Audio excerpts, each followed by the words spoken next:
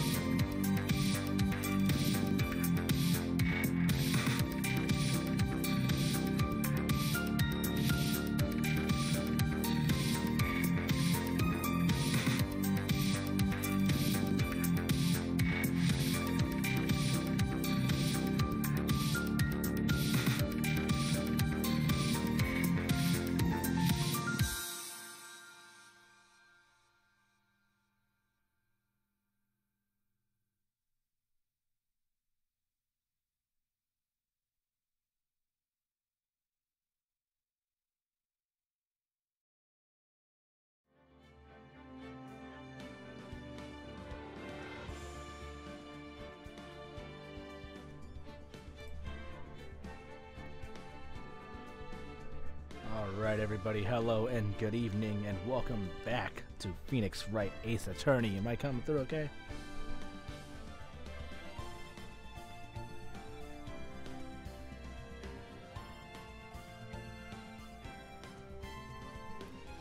Sweet. Alright, let's make sure everything's properly synced.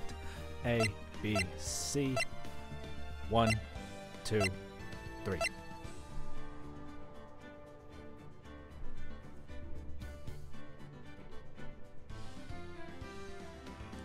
Alright, so yeah, apologies for not streaming last night, because I was really tired and I fell asleep last night before stream started, so we're making that up for tonight instead of doing some more Control. We'll come back to Control on Friday, but for tonight, we gotta get this party started with our first trial in episode 5, assuming there's more than one trial.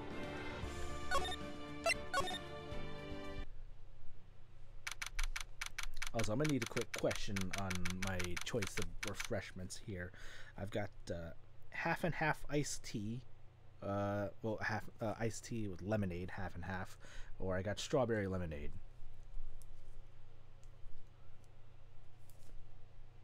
I can't seem to make up my mind.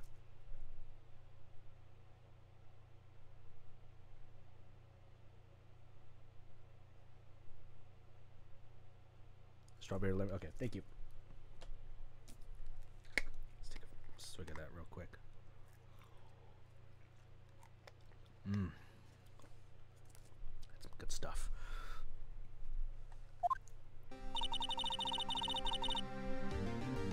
Alright. What voice did I give her? How did the investigation go yesterday, Mr. Wright? Frankly, there are a lot of gray areas. Or rather, the whole thing's one big gray area. Don't worry about me, no matter what the outcome. I'm ready to accept my fate. I believe in you, sis. Mr. Wright, let me offer you a word of advice. Yes? A defense attorney should never believe their client. Huh? The defendant is called to trial because they are suspected of wrongdoing. Never forget that. Miss Sky, you remind me a lot of Mia. But there is one decisive difference between you and her. And that is? You're not a defense attorney. I believe it's almost time for the trial. Good luck, Mr. Wright.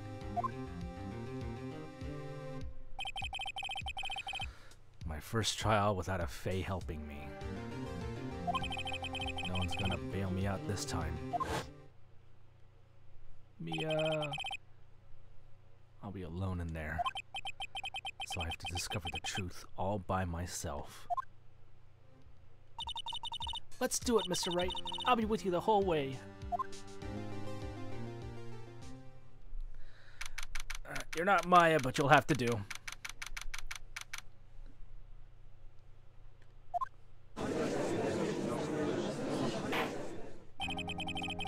Ordered now in session for the trial of Miss Lana Sky. The defense is ready, Your Honor. The prosecution is ready for a while. Has been ready for a while, Your Honor. Edgeworth. It's been 2 months, but I haven't been in a courtroom since this trial.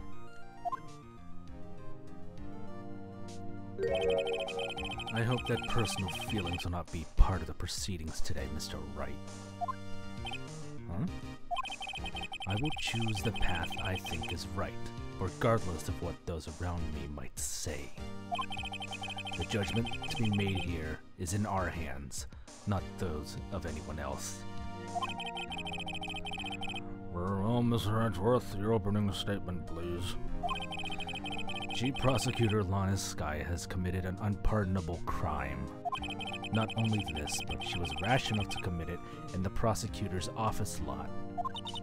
Wow, he's much more forceful in person. I suddenly feel like confessing to everything. However, she will now pay for her rashness with her life. There was a witness to her crime, a professional witness. Well then, call your first witness, Mr. Edgeworth. The prosecution calls its first witness, Miss Angel Starr, to the stand. The cough-up queen?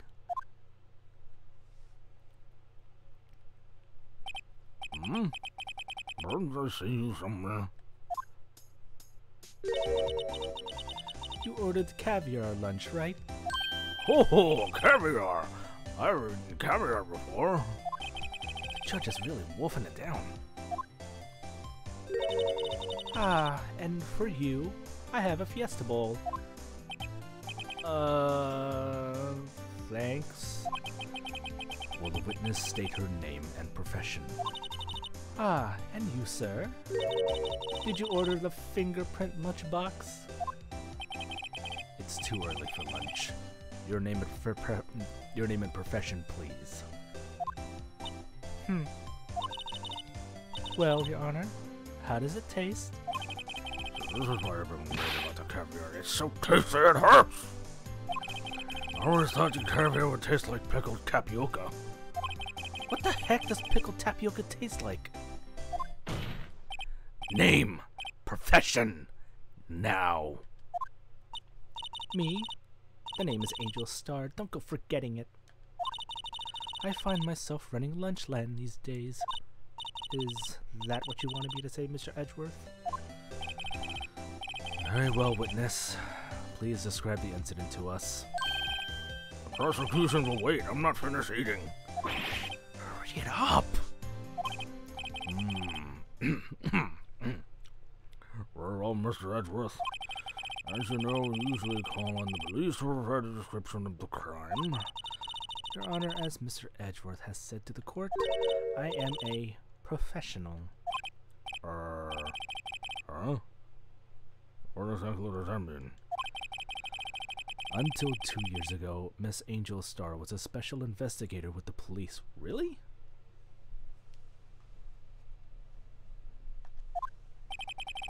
Again, 2 years ago. All of this is fishy. Very fishy. She was a first-rate homicide detective. What? Miss Star was a detective? Aha! I know who you are. Cough up! Cough up, Queen Angel Star, Your Honor. Long time no see. Very well. You may continue with your description, Miss Star. Just who is this lady? If I might have the court's attention over here. The parking lot at the prosecutor's office is divided in 2 blocks. Block A is for the prosecutor's office personnel. Block B is for visitors and clients. A chain divider separates the 2 blocks. I suppose that's to keep visitors from taking the prosecutor's spaces, yes? The crime took place by a car in the back of an A block in the car's trunk. The killer stabbed the victim with this knife and went to drive the body out.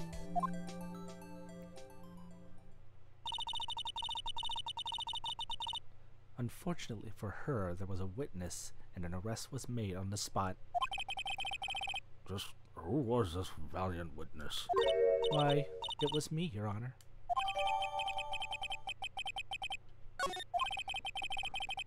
What, citizen's arrest? Is that still a thing?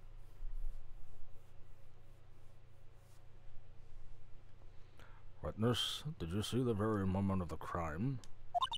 Of course, Your Honor. Immediately after that, I apprehended the chief prosecutor. It was rather cut and dry, doesn't it? Well, Mr. Wright? I can't agree on principle, Your Honor.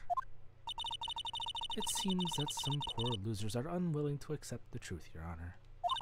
Shall I proceed to crush what little hope they have remaining? If you begin, then give them the worst, Miss Star. Wait, are they talking about me?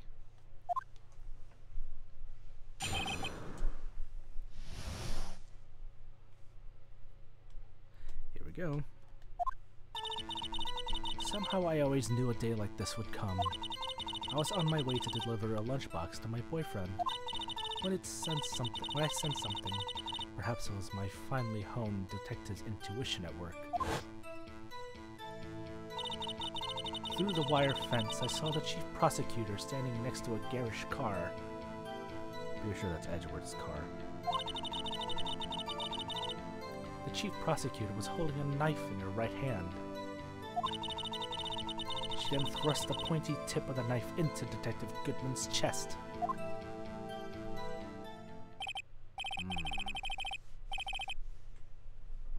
Bringing a lunchbox to your boyfriend? How touching. As you can see, there is no room for doubt. The key point of your testimony seems to be nothing other than the point of the knife which you saw being stabbed into Detective Goodman. So, how does it feel to be so utterly crushed? I'm still thinking about that. It's merely a flesh wound, Mr. Wright. Very well, Mr. Wright, you may cross-examine the witness.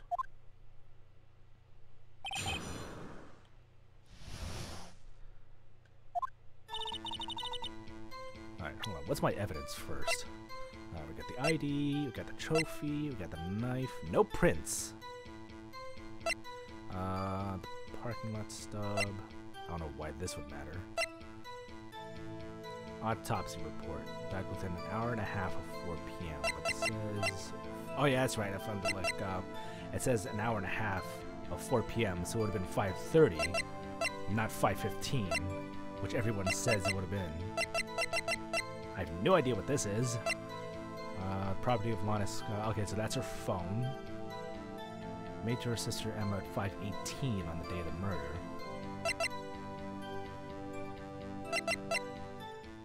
Parking lot with Edgeworth's car. Okay. How did you know? I respect the prosecutor's basic aberrance of crime. Yet their methods are ugly and twisted. Twisted methods will always lead to tragedy. The lunch lady's uninformed opinion is duly noted. Given that they are used to erasing inconvenienced evidence at their whim, killing off a detective that knew too much is merely an extension of that. Miss Starr, do you have something personal against prosecutors? I felt that I found my dream job when I became an investigator, and if I hadn't been laid off by those prosecutors over there, I'd still be one. Laid off? She was fired. To me, prosecutors are nothing more than worms. That said, I am a pro, as you know. My testimony is unbiased and flawless. Insert John Cena meme here. Very well. You may continue, Miss Starr.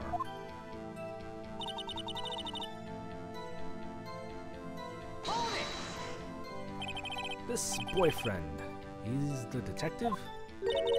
Not that boyfriend. The security guard. That boyfriend? You have several? Yes. This boyfriend, that boyfriend, and the other boyfriend. Care to join?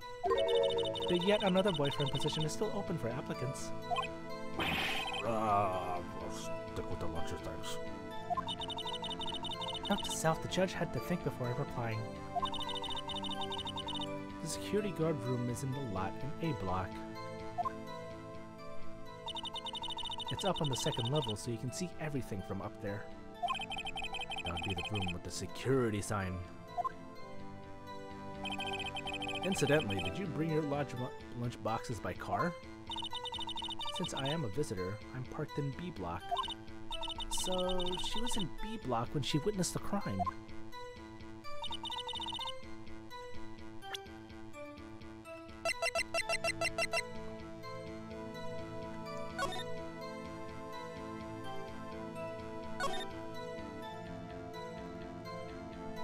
Oh, she witnessed it. How could she get it to the security room, though?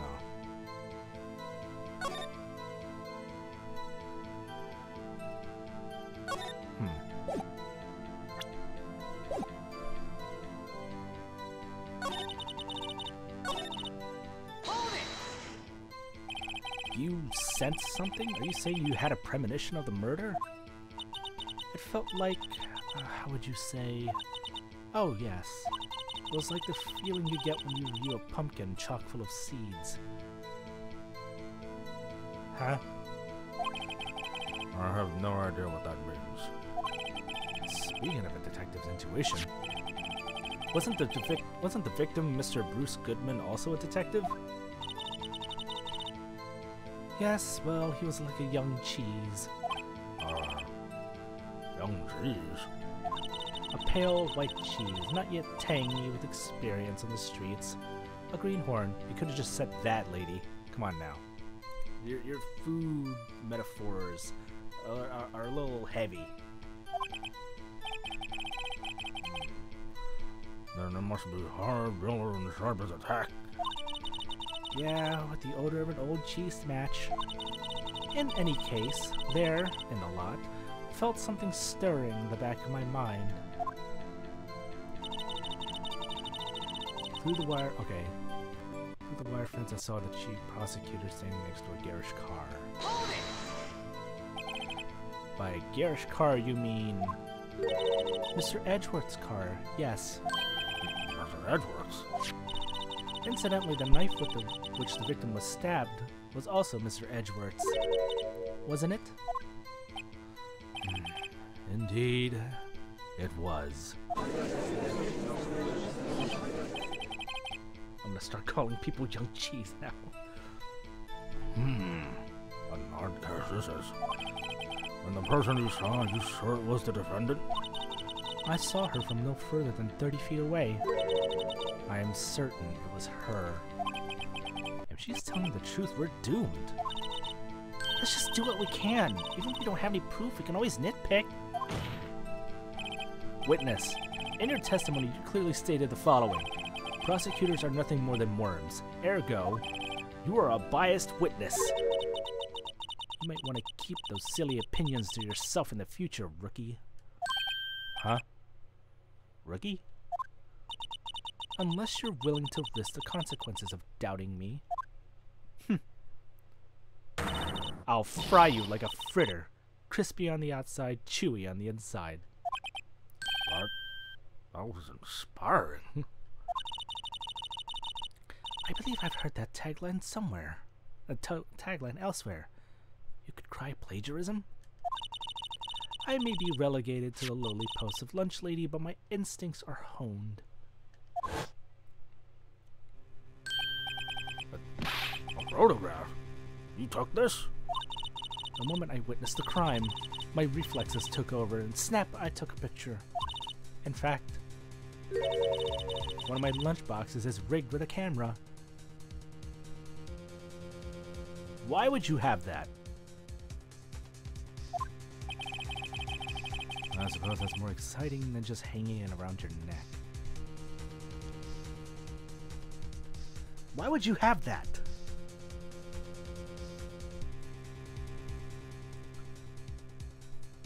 This is a setup. I smell a setup. Witness, why am I the only one seeing this photograph just now? You think I'd show it to you, a prosecutor? Think again. My boyfriend works in the photography division of criminal.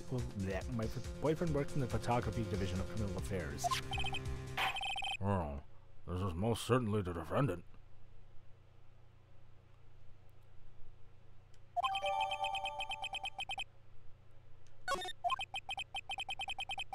Uh-oh. That's unmistakably Lana Sky. So, what was the defendant doing at the time?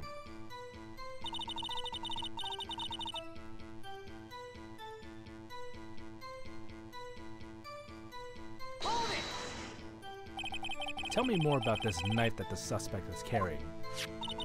Well, I'd say the blade was about 4 inches long. Is that right, Mr. Edgeworth? That is your knife, after all. Yes, that's about right.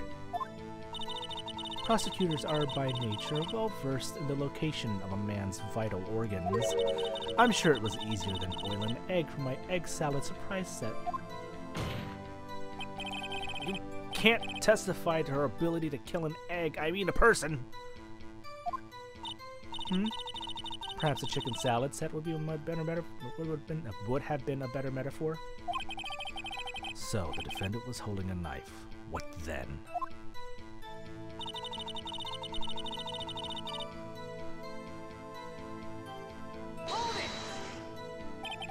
Tell the court why you didn't try to stop this crime.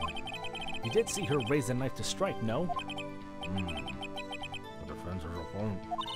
Unfortunately, by the time I realized what was going on, it was already too late. Too late? Yes. The next moment, the chief prosecutor brought down the murder weapon. I see. It's only a flesh wound, Mr. Wright. We can make it. You said that before. Anything else? Scientifically speaking, Miss Tarr's testimony is flawless. Sounds pretty fatal to me. What do we do? Is this it? Is my sister guilty? Let's just keep our heads cool and press the witness a bit, shall we? For some reason, having her panicking next to me makes me calmer. Don't smile like that!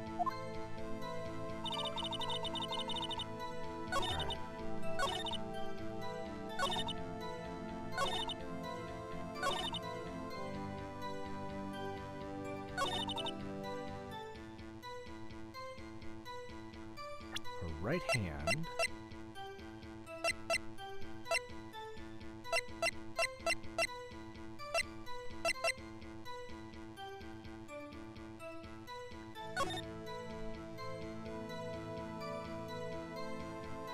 Okay, it doesn't show that she hurt herself.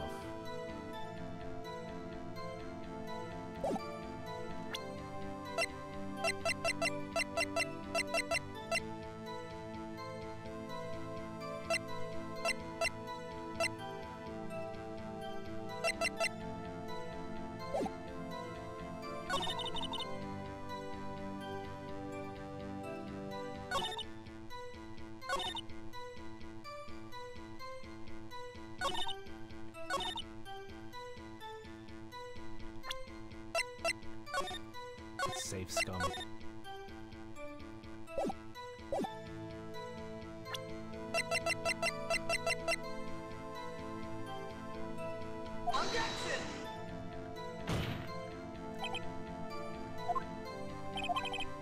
Nope.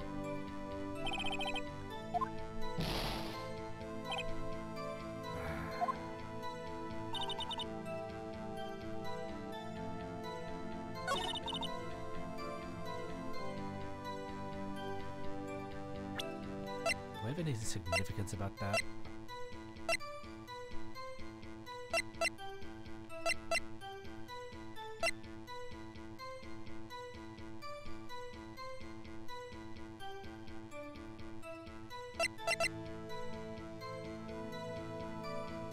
Wait a minute. I knew it! It was upside down! February 21st. February 21st, so that was at, what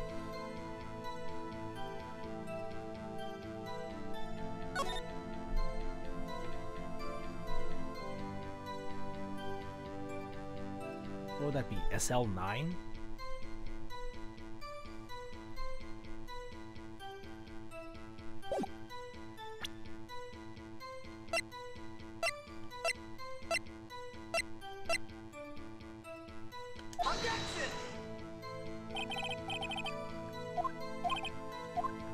Nope.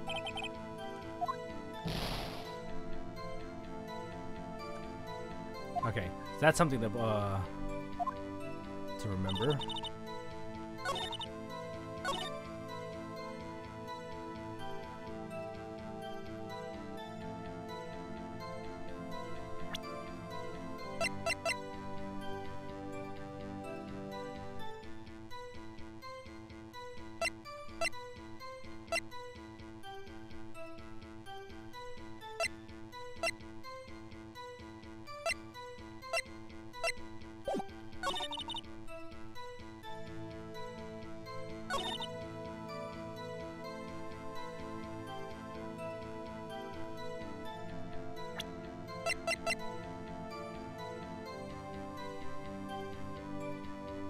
I mean, she saw it. Oh no, this is worth a shot. Nope.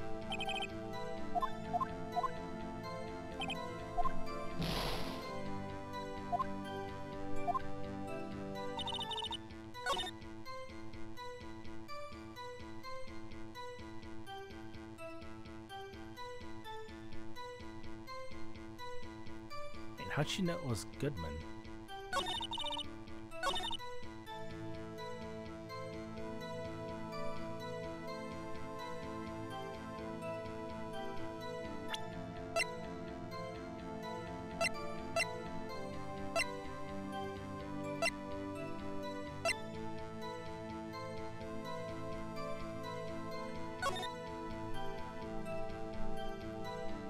$4 p.m. and 5:30. Okay. The chest wound. 4.5 inch knife. About 4 inches. A single stab wound was found. February 21st. There's a significance with that, but I don't know what's popping up at the moment. Could try the knife. Oh, wait, I did that before. God dang it! What was I gonna do? I was gonna do...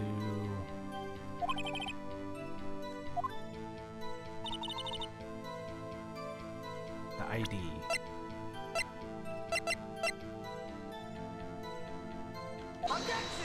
Nope. Alright, so let's reload.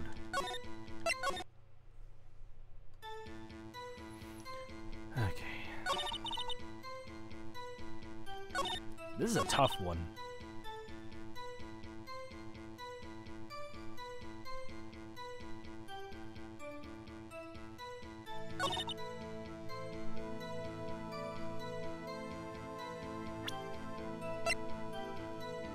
Okay, so it was through the,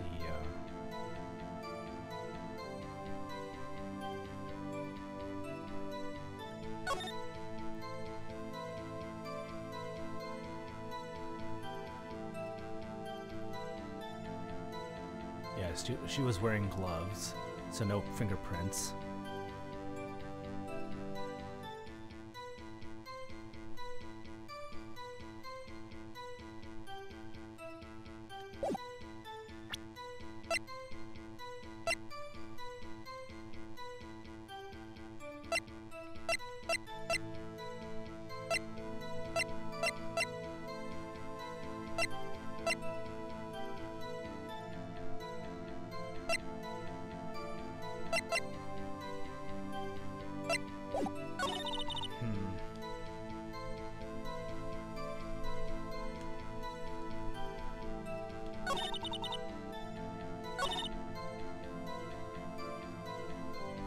Something about these are...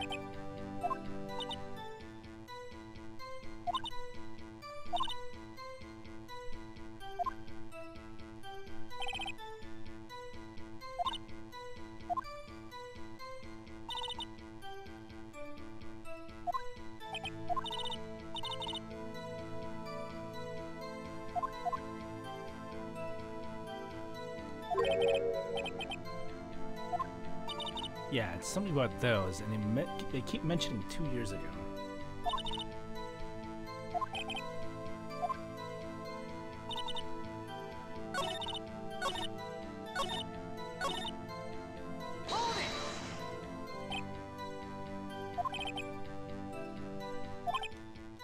Okay, but it was too late.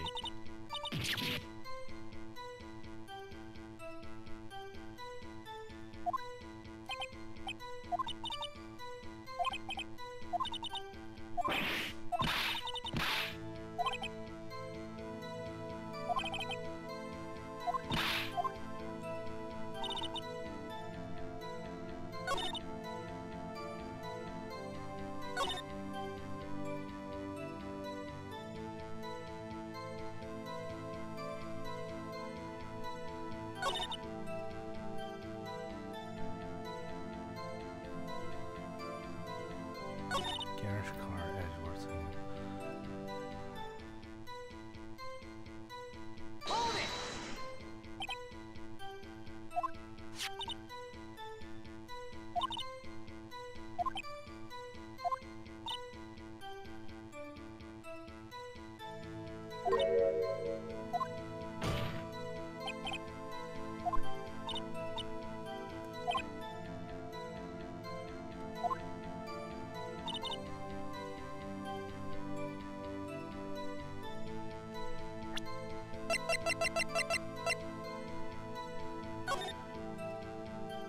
Chest wound.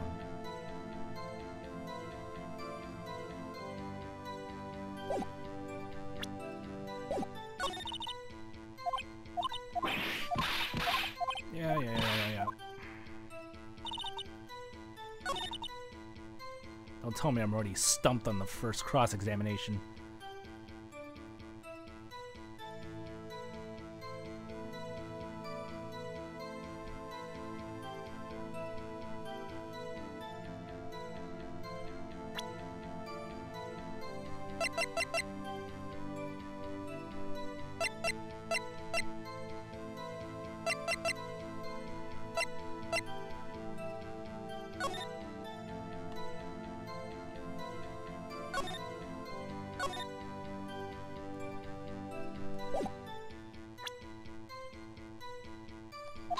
Did I do this one already? Yeah.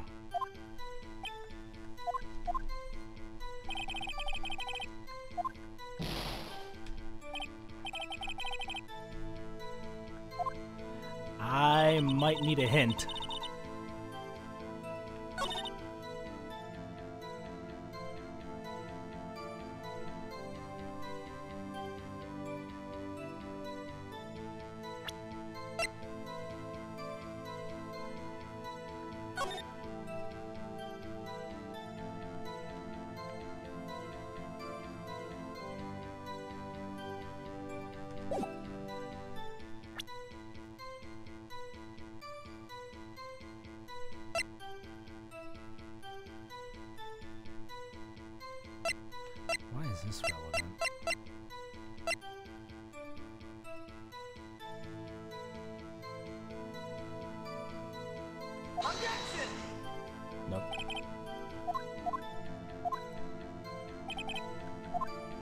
think I'm jumping the gun on those.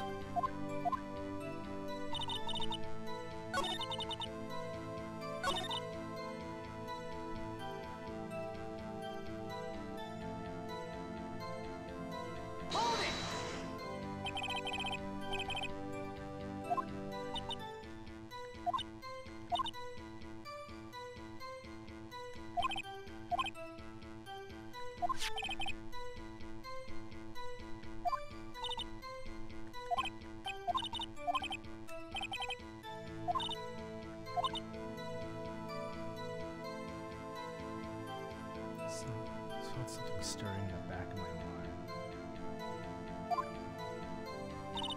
Yeah.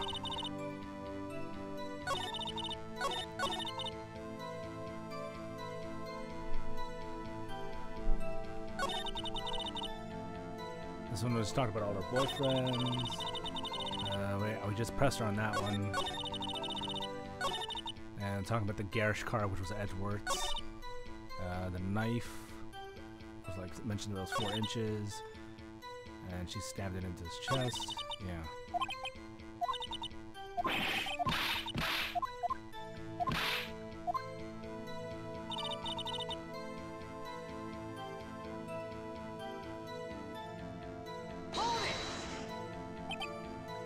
Or is it one of those things that I have to press her on everything and it triggers something? Because it did that before. I think, was it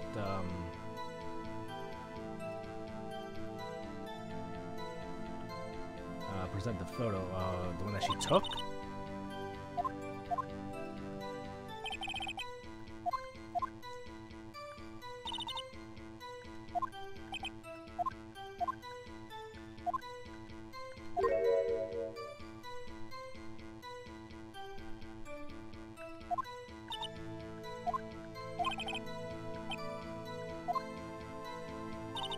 She talks about the wire fence.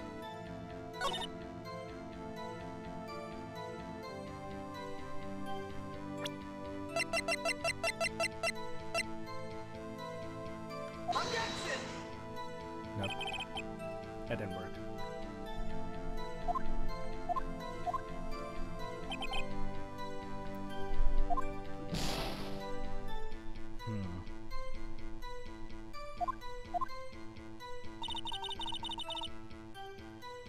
Because I think it was it this or I think it was this one that she gave us the photo.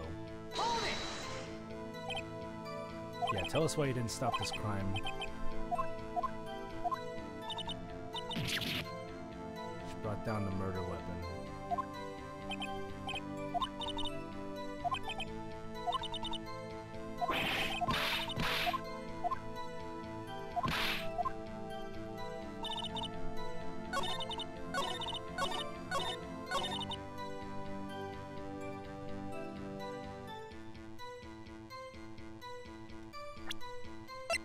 How'd she know it was... Did I do this one already? Like, how'd she know it was different? Okay, I've done that one already.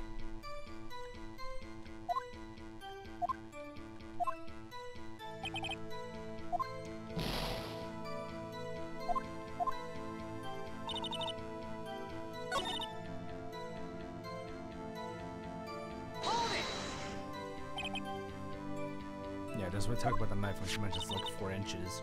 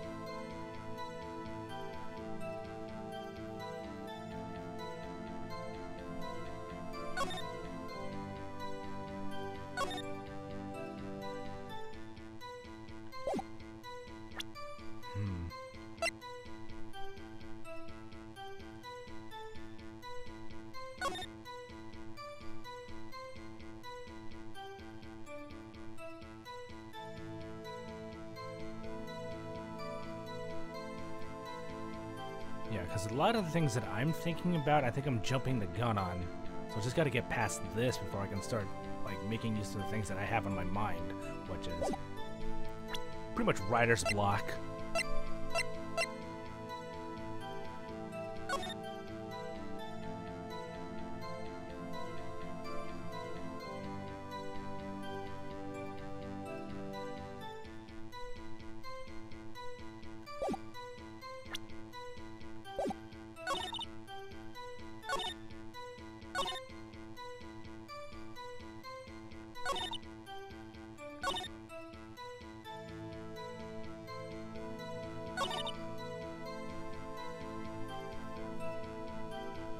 Let's pass her through everything again. How did you know? Respect the prosecutor's basic aberrance of crime.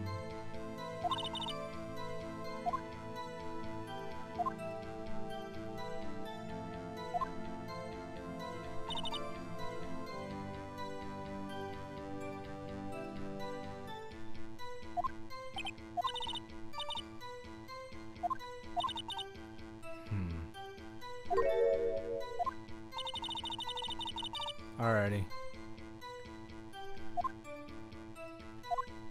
I'm about to just start shotgunning everything.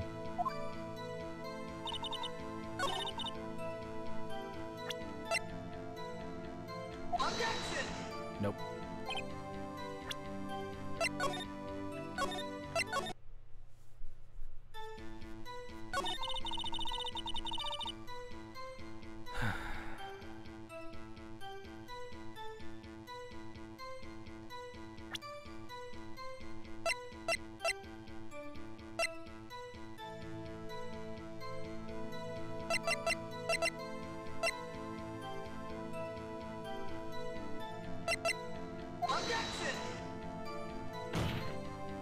I pushed the wrong button. Oops.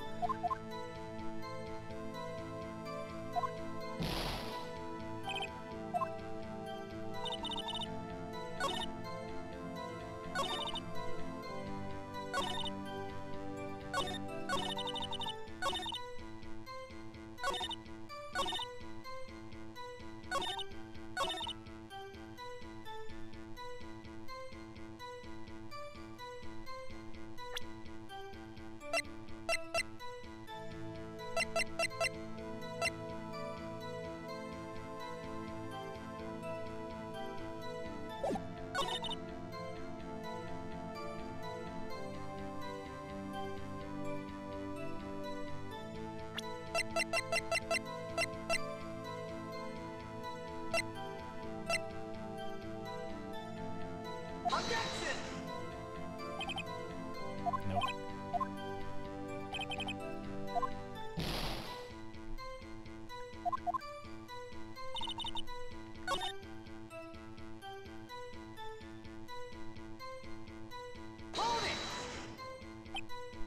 Oh, I already hit this one.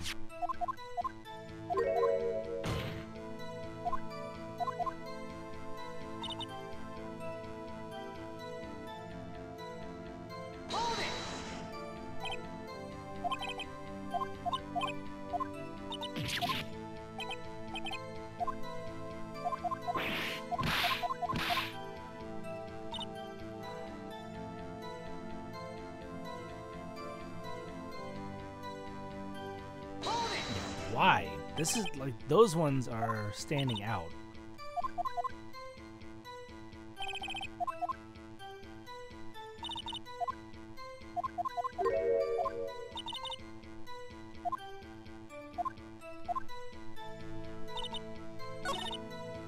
This one and this one.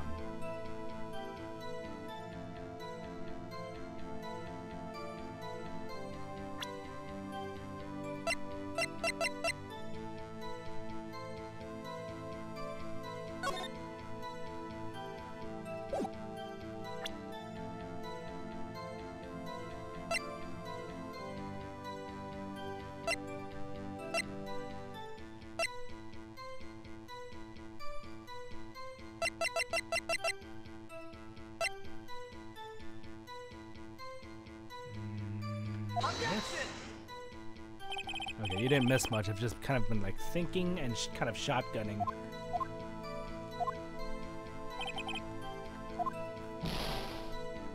So far, no luck.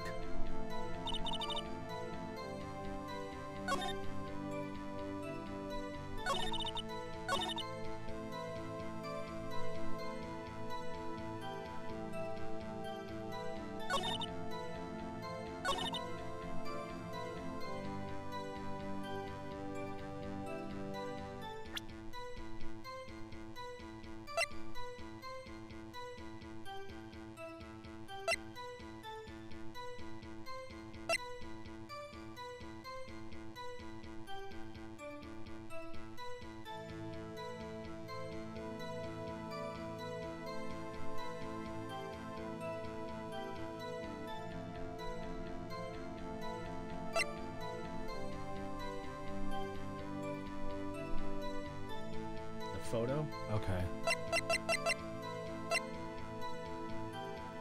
What am I looking for here?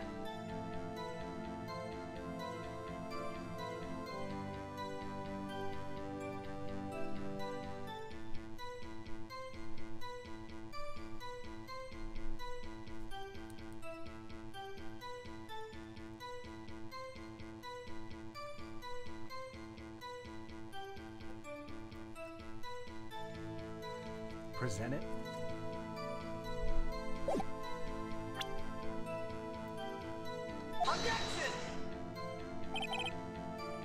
Okay, not there. But that's what I need to show.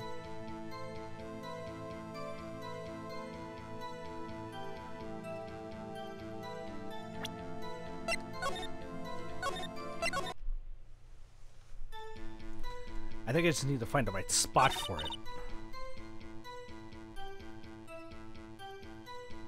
So where would that fit?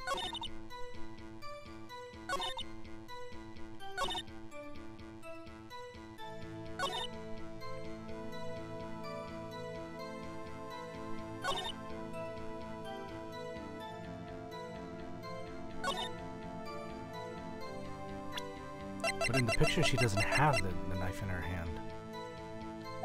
There we go! And you witnessed this? You saw Miss Sky stab the victim with the knife?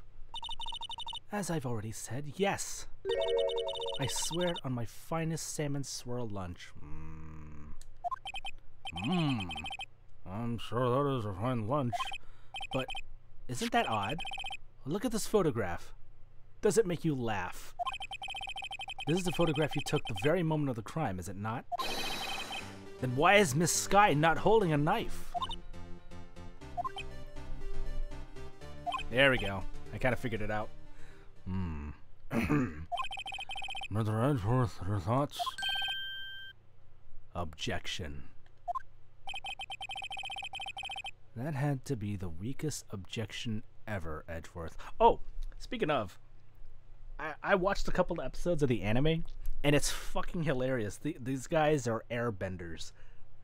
Because every time they say objective, it's always with a gust of wind, and it throws off like whatever, like key witness. It was like they're contradicting to it, and it just like throws them across the courtroom. It's hilarious.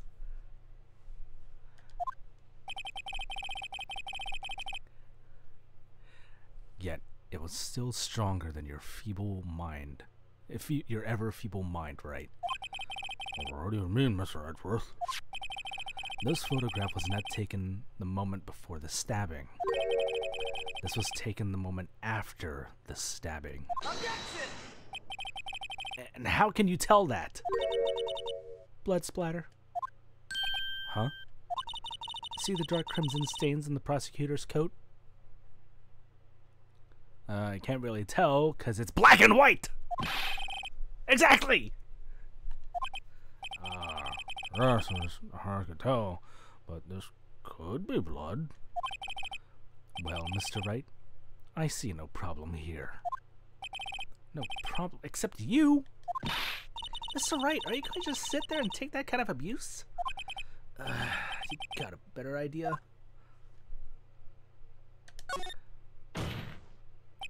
Wait, that contradicts what the witness said in her testimony. Namely, that she took the picture the moment she witnessed the crime. Well, it seems I was slightly unclear. My apologies.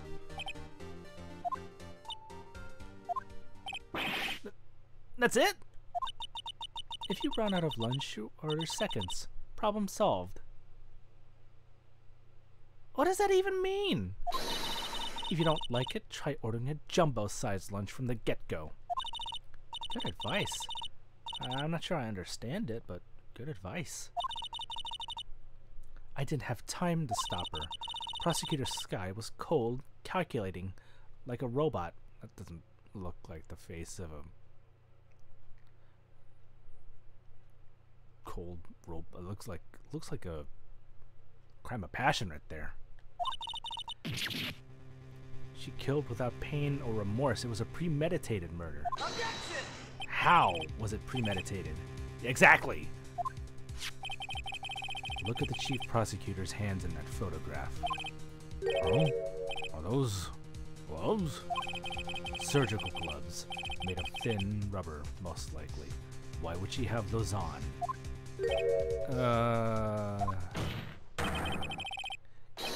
If it was not premeditated, she would not be wearing those gloves. What?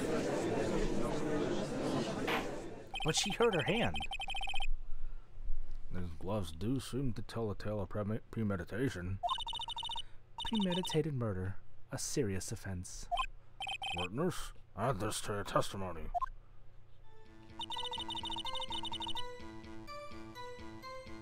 The murder was planned, the gloves prove it.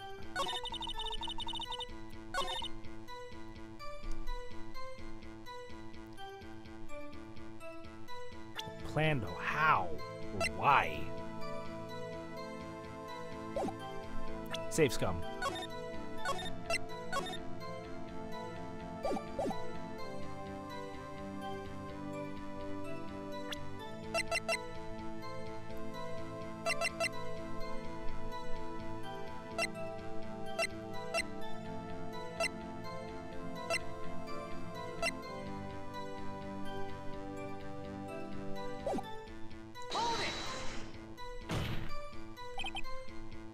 What if she was just in the habit of wearing gloves, like driving gloves? Objection! The gloves were admitted as evidence when the defendant was arrested. They were rubber gloves, of course. They were rubber gloves of the kind used for autopsies. In other words, when the chief prosecutor came to the scene, she came to do murder. It's the only possible conclusion one can make. Everything was planned. It was a premeditated crime. Impressive. I'm sorry it took you out the force, Miss Star. This is bad. She's got them thinking it was all planned. If she can prove this claim, the trial's already over. I've got to think of a way to show that this wasn't premeditated.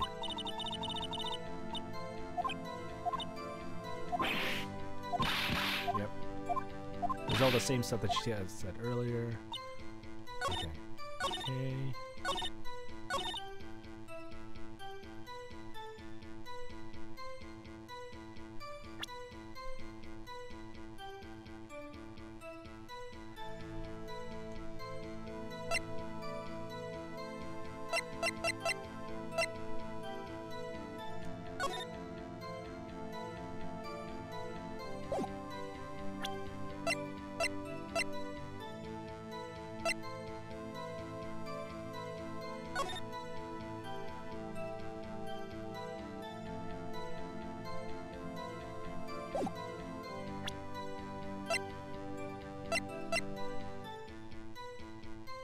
Maybe this? Oh no. Objection! Nope. I'm jumping the gun on that one.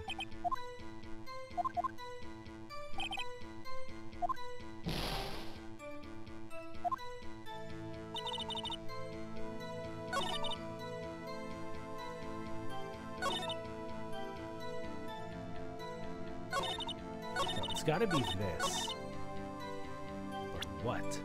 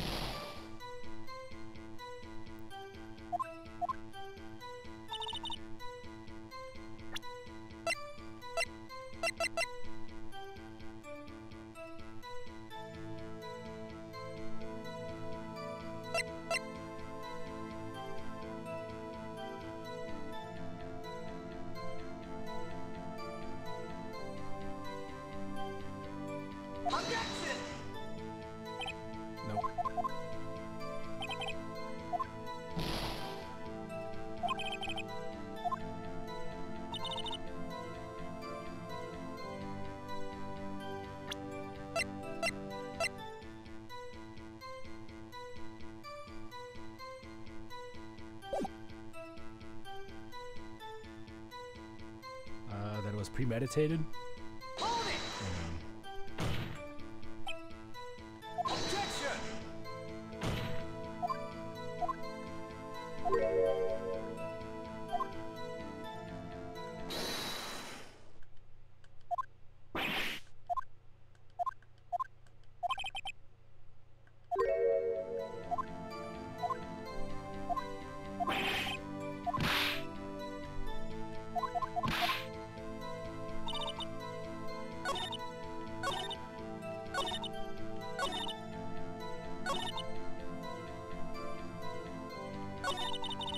Okay, yeah, it doesn't mention anything about the stabbing anymore.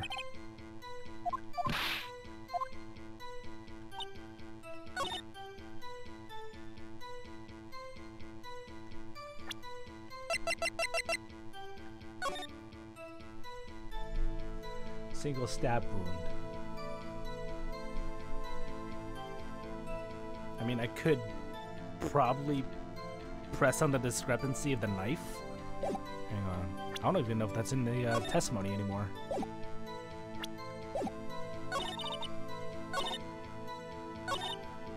Yeah, it's not there anymore, so that wasn't it.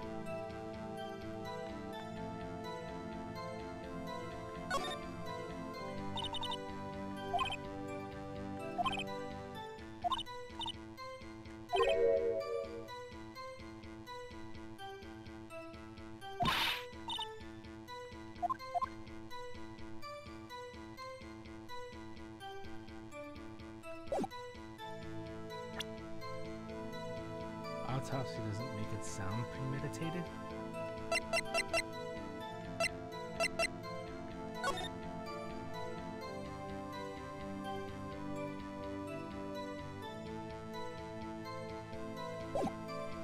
He's worth a shot. Nope.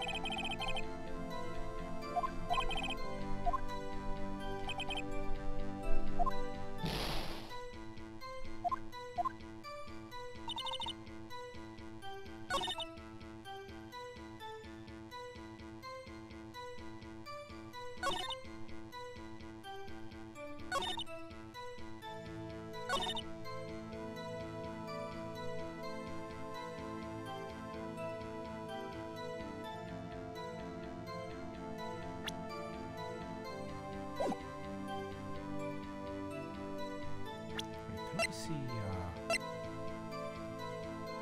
we can't see character profiles. This guy really fucking sucks.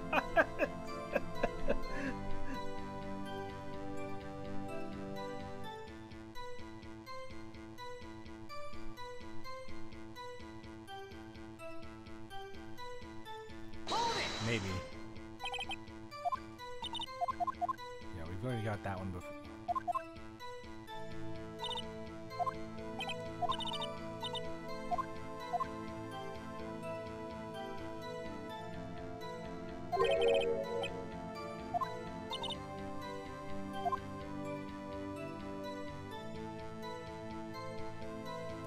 I have a theory,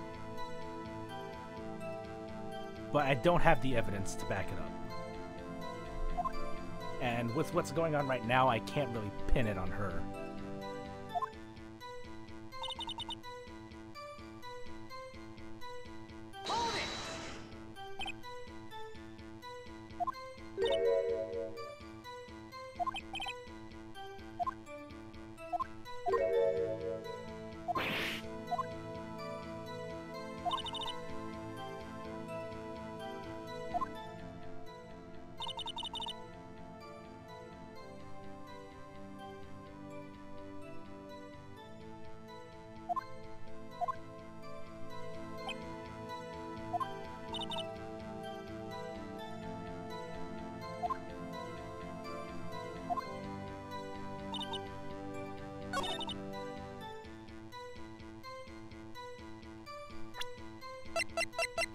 security guard. Wouldn't he have seen it? We probably couldn't because of the wall there.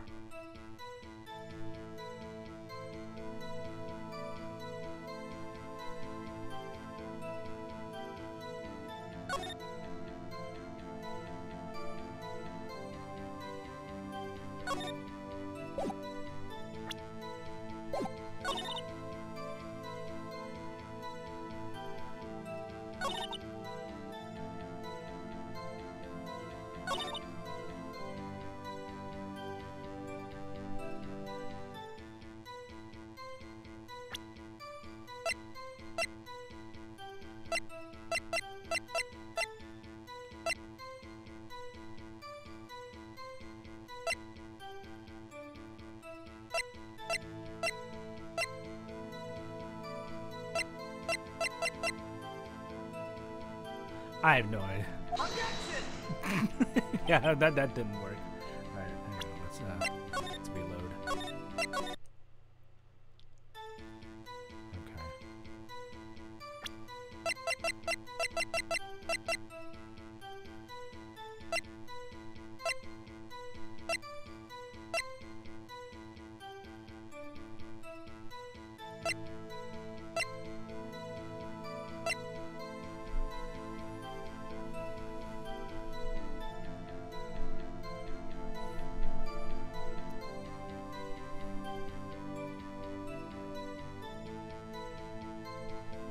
Maybe? Oh, here we go. Witness. Do you know what this is? Are you trying to test me? I sell boxed lunches for a living, you know. That's a knife. The knife. The knife that was in Mr. Edgeworth's trunk. Indeed. It is my knife. What's with this case? The bloody murder weapon, red card, all belonging to the prosecutor there. The defendant is the chief prosecutor for the district, right? Mommy, are prosecutors bad people? The defense has a request. We ask that the witness provide an accurate testimony. What's that, rookie?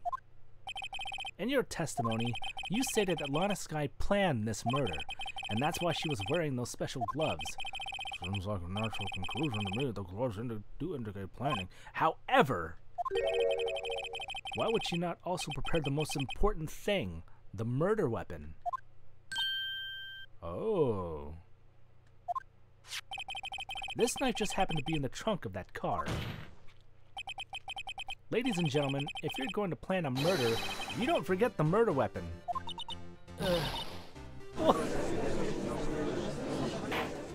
I was under the suspicion that she knew that Edgeworth had that in his car. That's why she used his car to hide the body. So I want to see how this goes.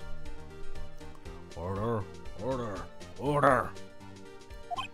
Great. Now the tide is turning in our favor. Great show, Mr. Wright. My sister's good as free. I don't know about that. Right. I believe the lunch you'll be eating, the next lunch you'll be eating, is humble pie. What? I hope you weren't deluding yourself into thinking that the tide has turned.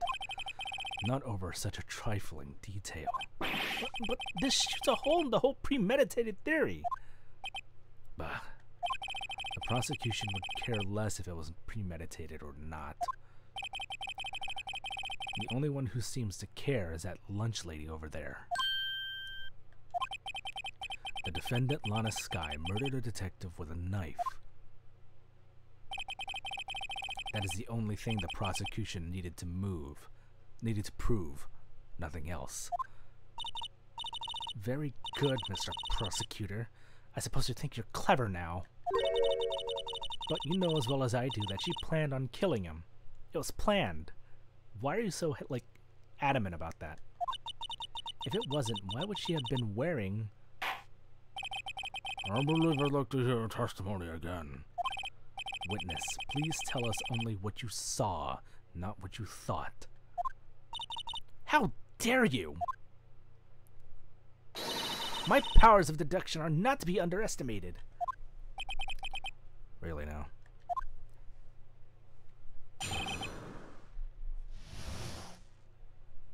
Yeah, this is what, like, the whole thing about that is, like, she had these feelings and all that. That was not... I couldn't really pin her down on that. I need to stop saying that. Lana Skye intended to murder Detective Goodman. That's why she called the victim all the way to the prosecutor's office. I'm sure the chief prosecutor has a grudge against the victim. How would you know that? Nothing else could drive that human machine to plunge the knife in and again.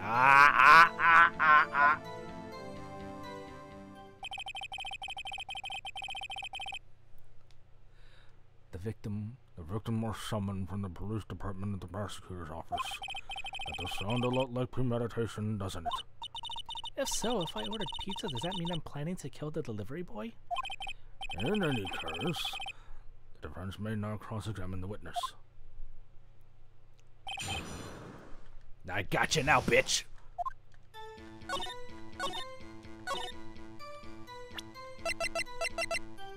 Objection! You say that she stabbed him again and again, but you couldn't have witnessed that. Are you testing me? Then I'll test you. With my moss surprise. I'm afraid the moss is growing under our feet as we wait, Miss Starr. What do you mean? I shouldn't have to explain this, but take a look. The autopsy report states that the death was due to a loss of blood from one stab wound. Aha! You're right. Good show, Mr. Edgeworth. What a hunk! He's my hero, really. What about my objection? No one noticed? Well, witness. You got the crime set scene, right? The crime scene set. Oh. Thanks. Also, I do believe having a fork upright like that is a bad omen. I always believe that no one can ever mistake ketchup for blood.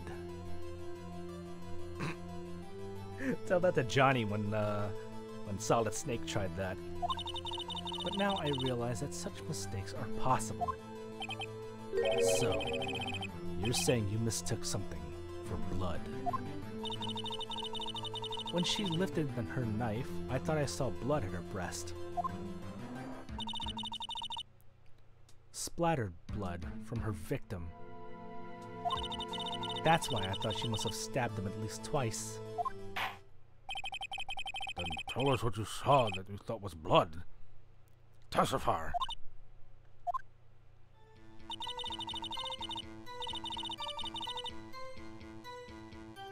Her red muffler.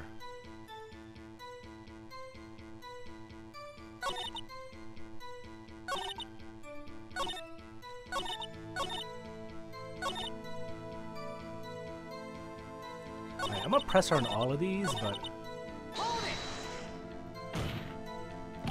you said that, but haven't you told us how you haven't told us how you know. That's what I'm about to tell you, rookie.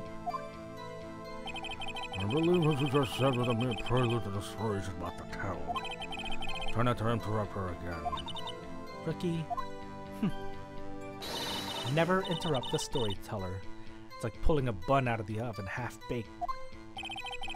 Something's half-baked here, alright, and it's you. Try not to confuse the defense witness. They're not very quick on their feet. Now, why did you believe the suspect had intentions to murder the victim? Her actions speak for themselves.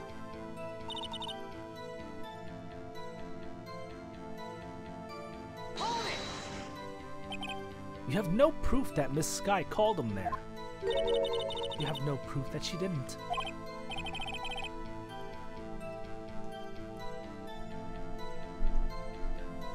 I'm gonna quote Samuel L. Jackson from the Boondocks on this.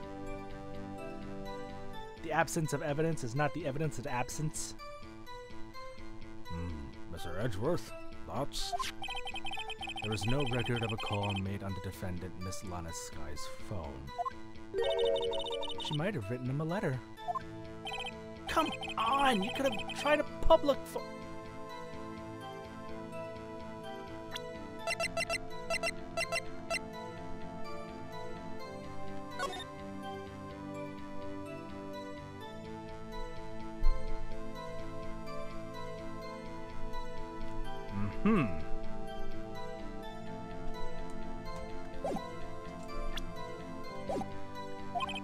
In any case, the victim came to the prosecutor's office, where he was murdered.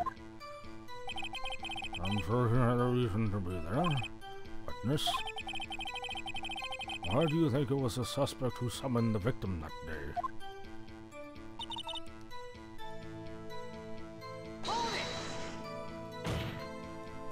What kind of grudge?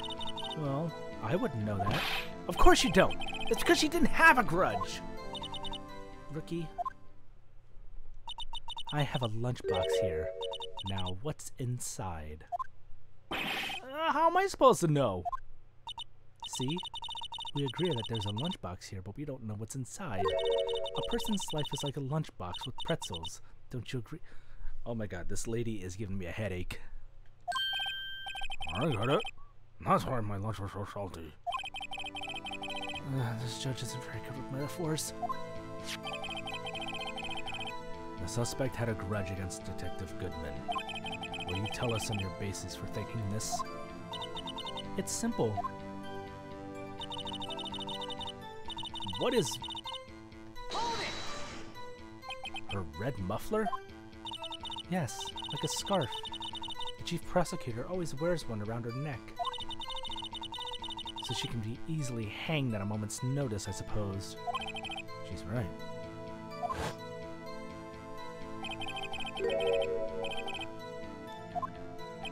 Oh, wait.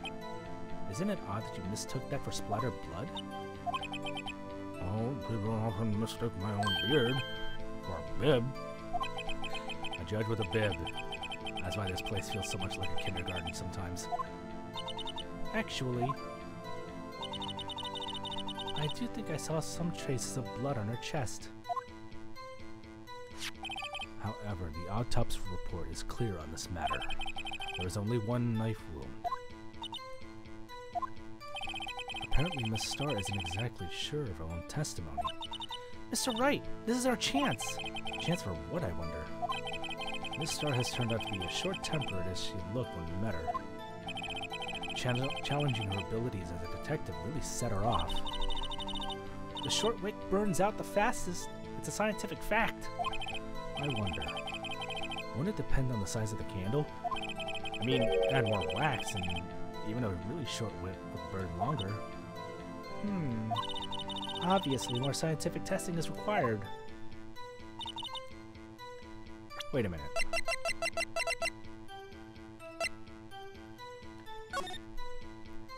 That's what I thought! She's not wearing her scarf!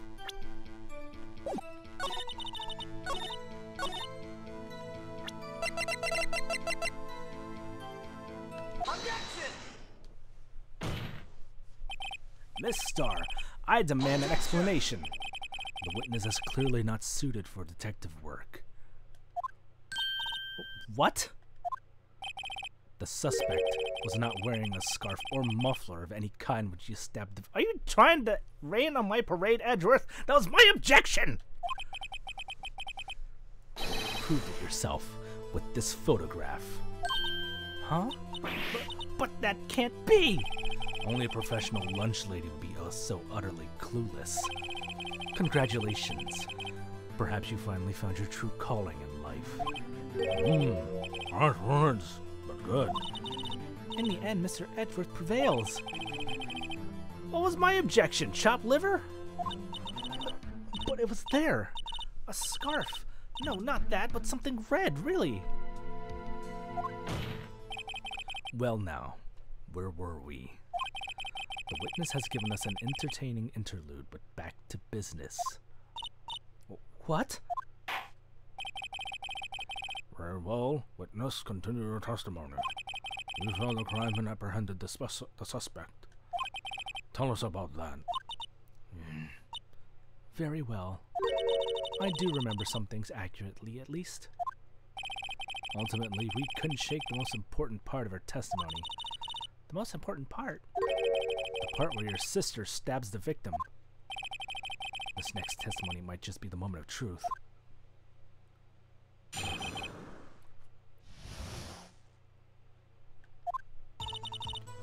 After the murder, the suspect attempted to run behind a partition off to her side.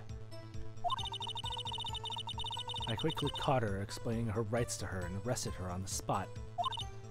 Yes, when I arrested her, she mentioned the muffler. That's what had me confused in my earlier testimony. The chief prosecutor made to escape, but against Angel's star, resistance is futile. Okay, 7. You're quite determined about this scarf, aren't you?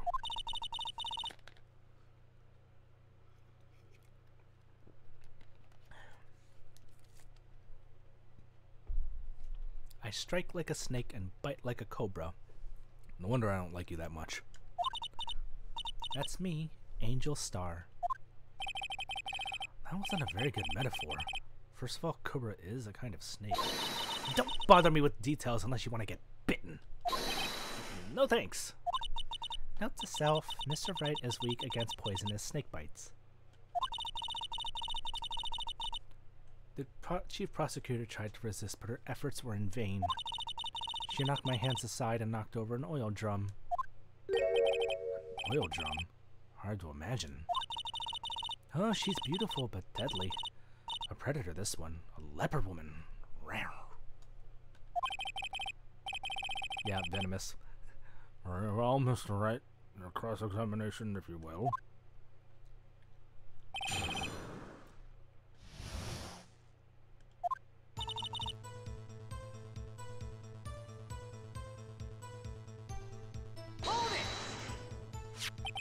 So where is this partition in the floor plans? I'm sure that means this wall next to the car. That's right. There was a wall there, about 6 feet high. She was obviously trying to hide herself. Quite a natural thing for a criminal to do. And what did you do then? I quickly caught her, explained her rights to her, and arrested her on the spot. You say quickly. Were you close to the suspect? As I just said, I was only 30 feet away from her the whole time.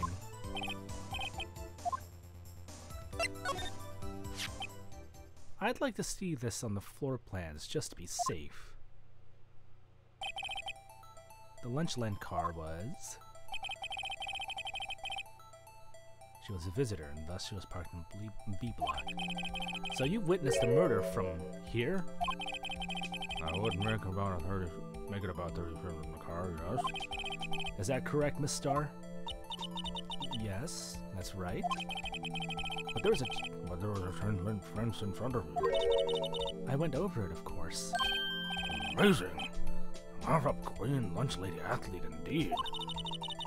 Would have taken her a little time to climb over the fence, so she couldn't have gotten my sister that fast. Yeah, that fence was about 9 feet high, too. So how did Miss Sky not get away?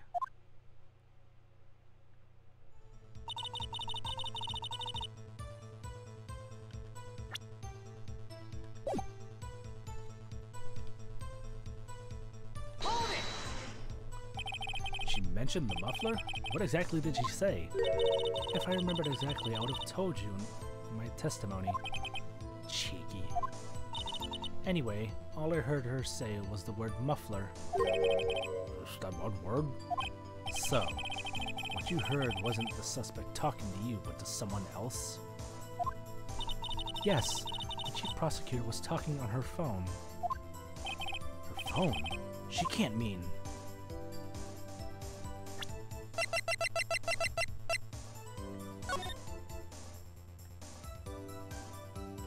Oh, it doesn't say the,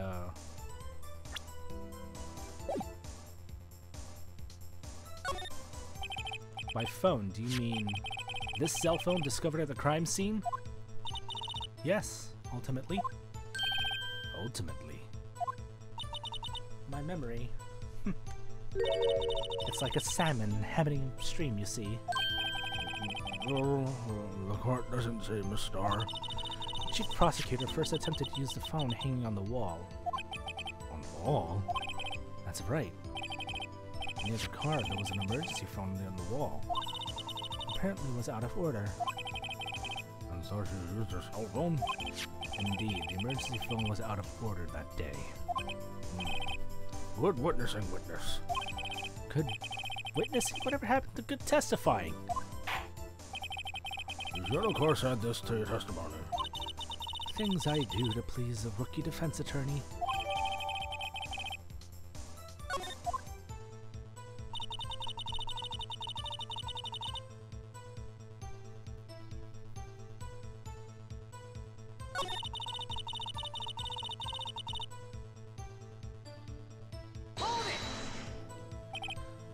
She made to escape. Can you be more specific? She brushed aside my hand and ran. It was a terrible sight to see, like a dollop of lard on a pâté of foie gras. Huh? She even kicked over an oil drum at me. Oil drum? I wasn't the oil drum playing when it's hard at the scene of the crime. But it's strange. What's in it? If she wanted to escape, why didn't she run the other way? The other? Ah. The parking lot entrance. That's right. It doesn't make any sense that she would run from behind the partition to the oil drums. Excellent, more mysteries. I think she could solve a few more before finding. We could solve a few before finding more, though. So Miss Sky tried to run? I'm sorry, my sister's so suspicious, Mr. Wright. Not as sorry as I am. But she didn't do it. You have to believe me.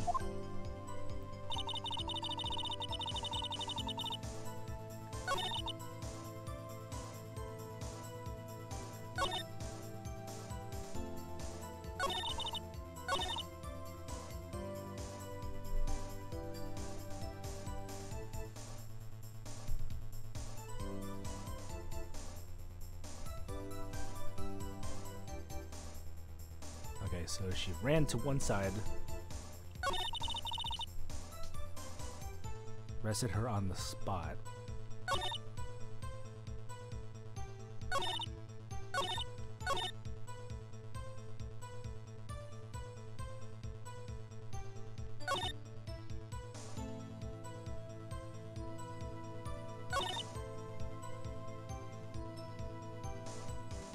This is all like out of order.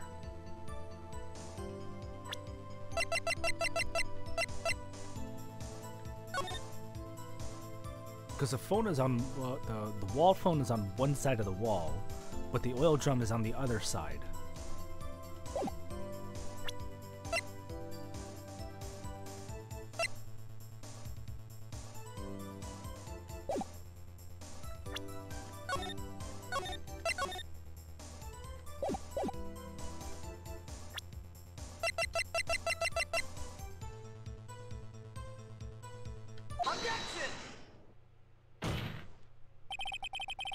Miss Star, I have to conclude that you have a personal grudge against Miss Lana Sky. Objection! The witness is a former detective. Her testimony is unmarred by personal bias. Well, who would have thought you would be my knight in shining armor, prosecutor? You, who, together with the chief prosecutor, kicked me out 2 years ago. Well, Miss Star, this is a fatal contradiction with your testimony. How do you explain this? I don't know what you're talking about. Mess with me, and I'll make you cough it all up. Ahem. Let's look at the floor plans. You said you witnessed the crime from this point. However, if that's true, you couldn't possibly have seen Miss Sky making that phone call. I believe you see what I'm getting at. That emergency phone was on the back side of this partition. If you indeed were in B block, you couldn't have seen it. What? Order! Order! What is the meaning of this? It's simple, Your Honor. She's not coughing up lunch, she's coughing up lies! That's quite a claim, Mr. Wright. Perhaps you would allow me a question? Tell us exactly. Jesus Christ. I'm guessing that was supposed to be in time with her screaming.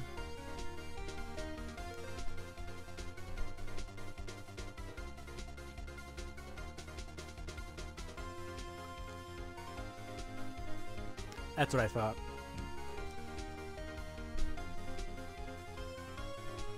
Tell us exactly what lie this witness was told the court. Here's where the counterattack begins. I can't afford to get this wrong. The witness lied about the order of events. She lied about the order of events. Miss Sky used the emergency phone before the murder. I see. I hadn't thought of that. That took the wind out of her sails. Mr. Wright, I hate to bother you while you're celebrating your victory, but why would anyone use the emergency phone before the murder? Huh? Just when you think he can't sink any lower, he amazes us. I applaud you, Mr. Wright. You ordered the orange peel lunchbox, right? I guess that teaches me to not get excited before the evidence. No, wait, hold on. Yeah, the order is off. One more try. I see it in your eyes. You haven't learned your lesson, have you? Tell us exactly what lie this witness has told the court.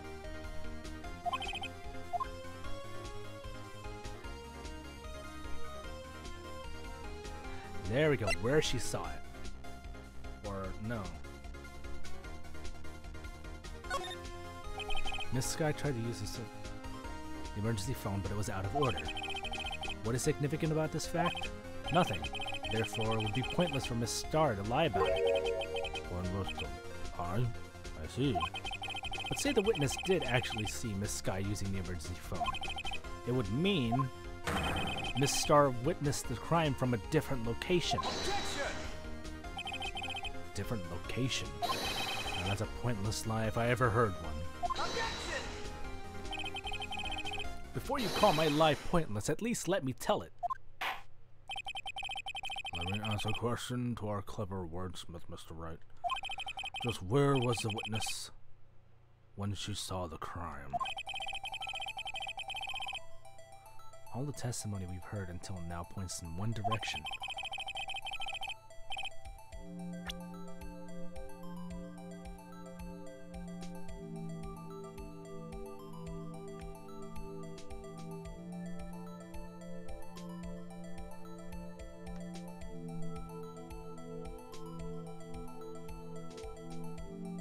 Yeah, I'm gonna say the security room, because that's where she was going from the beginning. Take that! This is the only place where she could have been. The security guard room? Indeed. The security guard room in the underground parking lot was well positioned. It's built on the second floor so you can see the entire lot. So you would have been able to see the emergency phone from there. But why there? There are many other places where you could have seen the phone.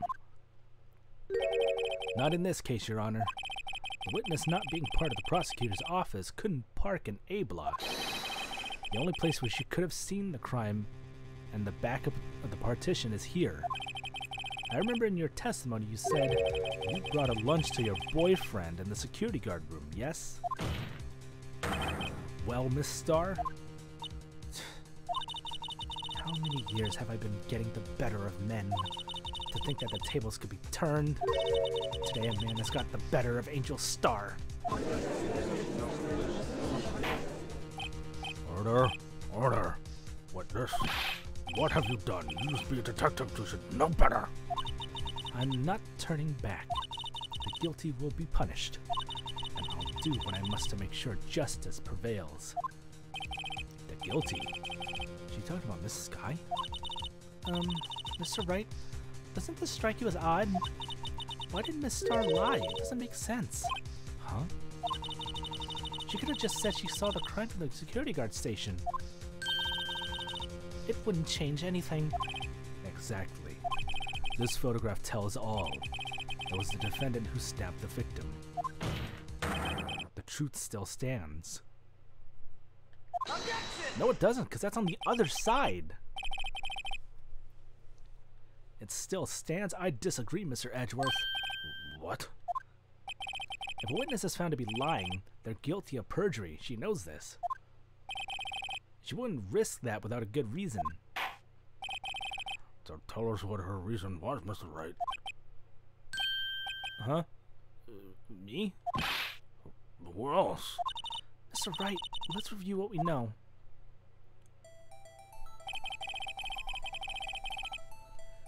Miss Star witnessed the crime from the security guard station. But she lied about, but she lied and said she saw it from B block. It must make a vital difference, but what? What could change?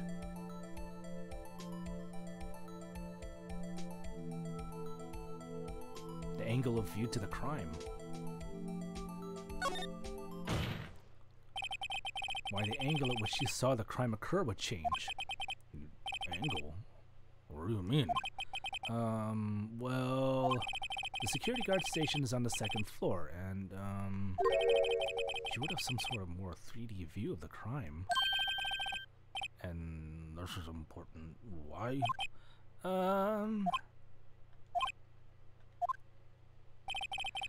Perhaps you'd like to reconsider, Mr. Wright.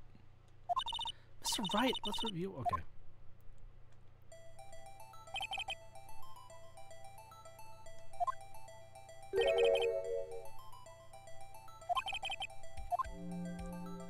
I guess the distance to the crime, because it doesn't explain how she has the photo or how she got it, unless she set it up herself.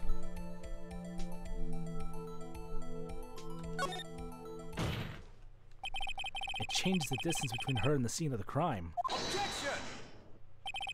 My condolences, Mr. Wright, but one look at the floor plan and it's quite clear.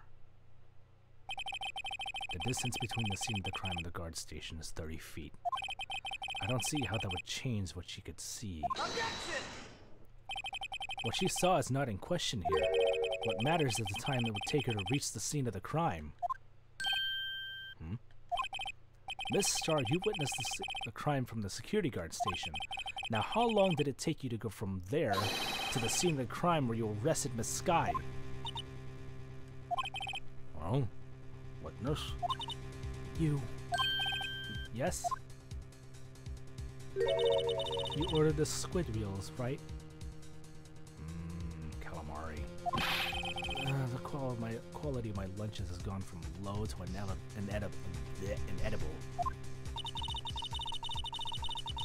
I was bringing PB&J lunch, fresh boysenberry jam to my boyfriend. Boysenberry for the boyfriend. He wasn't in the station, so I waited. I witnessed the crime from the glass-walled station.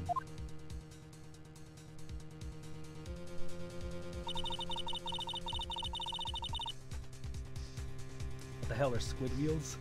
It, when I have, fried calamari, when you basically cut a squid, it's still, like, in a loop.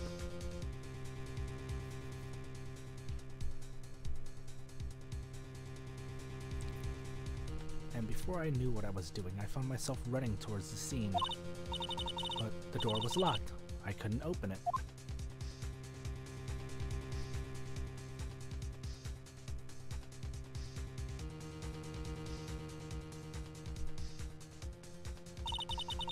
That's why I had to go through the visitors' parking in B block.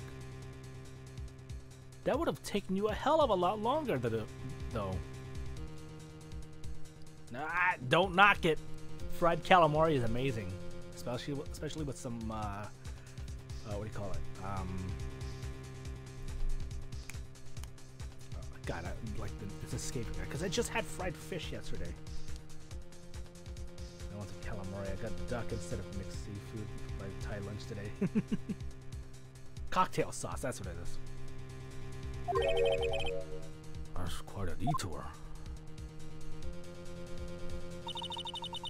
It probably took me at least 5 minutes to get to the scene of the crime.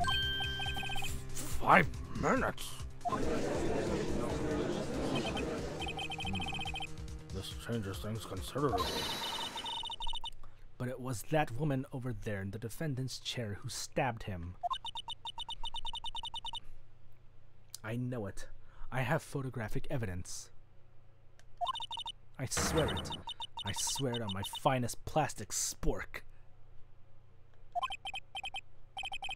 You have a point. You have a point, and this spark is a wonderful invention. Would you like another caviar lunch? Absolutely.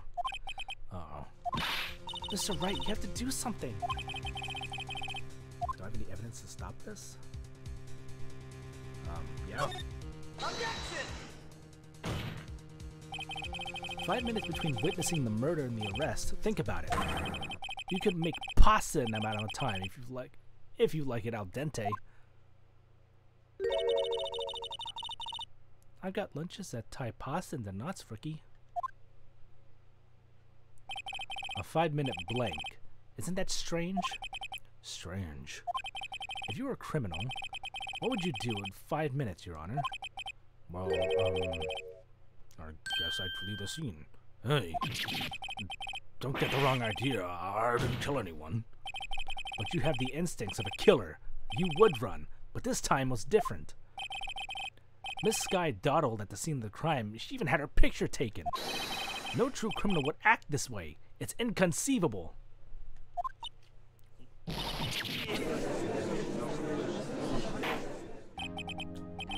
Well then, it seems we've come to the end of this testimony. Witness has a grudge against the defendant and a blank in her testimony. Mr. Edgeworth, is the next witness ready to go? Unfortunately, I appear to have overestimated this witness on account of her professional history. We did it! We screwed that can shut, Mr. Wright. That was too close. I'm afraid that the Coffer Queen has been dethroned. And with that, court is adjourned.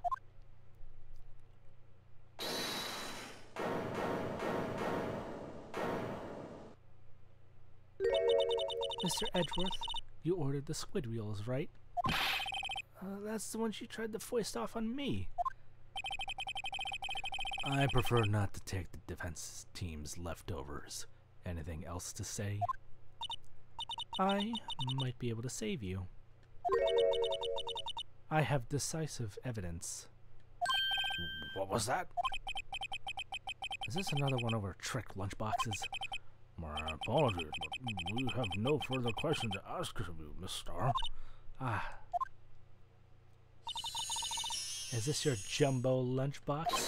Woohoo! A triple-decker!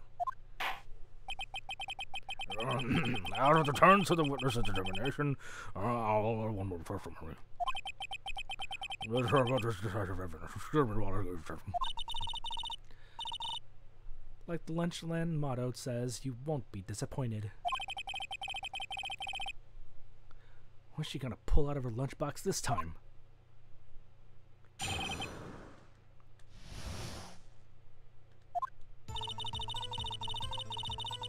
I should have mentioned those 5 minutes when I wasn't looking at the crime scene.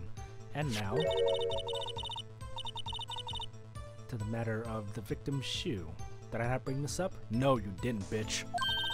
2 types of blood were found on this shoe. One was, of course, the victim's, and the other blood type matched that of the defendant, Miss Lana Skye. The shoe proves it. It's flawless, decisive evidence.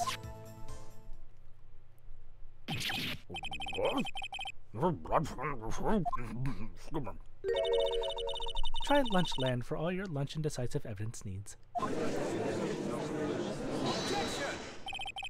Witness, what is the meaning of this? Why is this the first time I've heard of this evidence? Simple. As I've already said, I don't trust you with evidence, Mr. Edgeworth. That's why I took the liberty of investigating this myself. That were planning this whole thing. And you had blood tests performed? Didn't I mention? I have 3 boyfriends in forensics.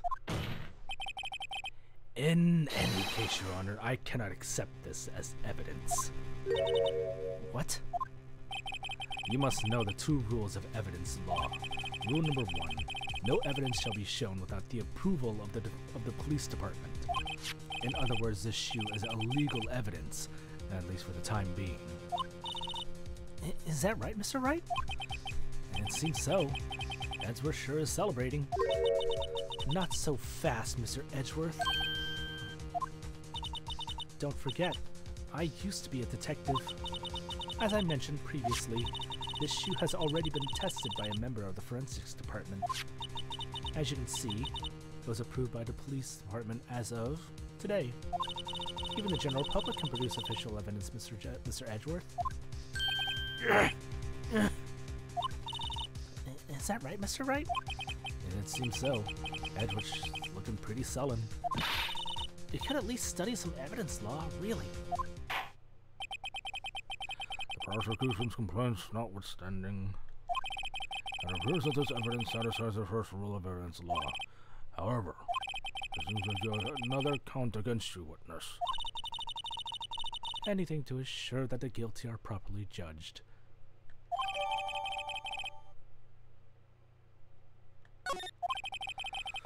Very well, Mr. Wright, you may cross-examine the witness. There we go, that's what I'm looking for.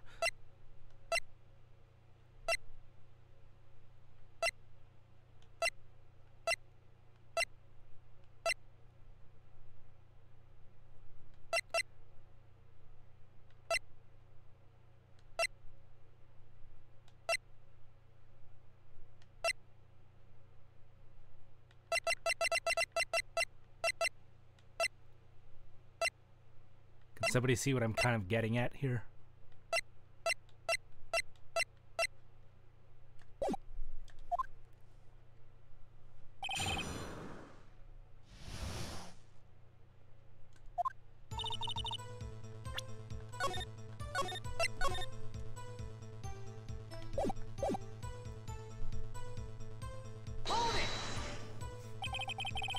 Why'd you lie about those 5 minutes? I guess you could say I was just one of the people who look at the results. The results? How many times do I have to say this? I saw the chief prosecutor stabbed before my very own eyes. Compared to that, a 5-minute blank means nothing. Probably not twins, but she could look like Lana and possibly stage the evidence that she's presenting. Then why don't you just tell the truth? Don't make me laugh. We're dealing with the most untrustworthy of the vile lot known as prosecutors. Falsified evidence, erased testimonies, erasing and manipulating evidence. When you fight monsters, you need to use every trick in the book. This is when the suspect is admitting she did it. The false testimony is the most despicable crime of all, Mr. R. Let's just get this over with. And now to the matter of the victim's shoe. Did I not bring this up? Hold it! And you found this shoe at the scene of the crime. I detained the chief prosecutor and notified the police department. I wanted to make myself useful while waiting for the police to arrive. So, like an ill-trained pooch, you snuck off with a shoe. I was afraid someone would erase the chief prosecutor's crime. This shoe was my secret weapon, if that should happen. See this fashionable basket I have here? It carries more than lunchboxes, gentlemen. I'm happy for you and your lunchbox bag, really. In any case, you remove valuable evidence from the scene of the crime. Now tell us what you did next.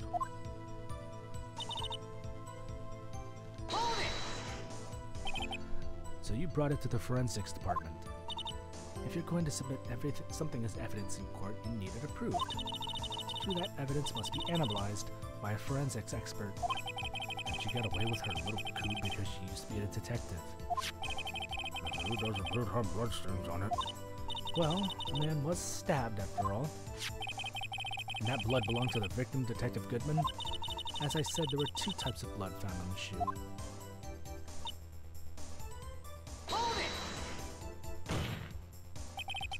You can't say for sure that the blood belonged to the defendant without a blood test.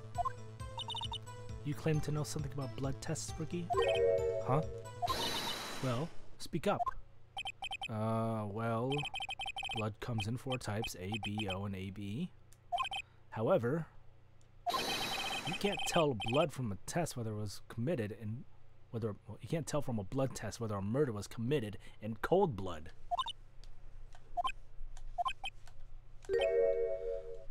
That's just a regular speech, Mr. Wright. Actually, we can differentiate between millions of types with all the blood tests out there, which means we can more or less narrow any sample of blood down to just one person, or so I hear.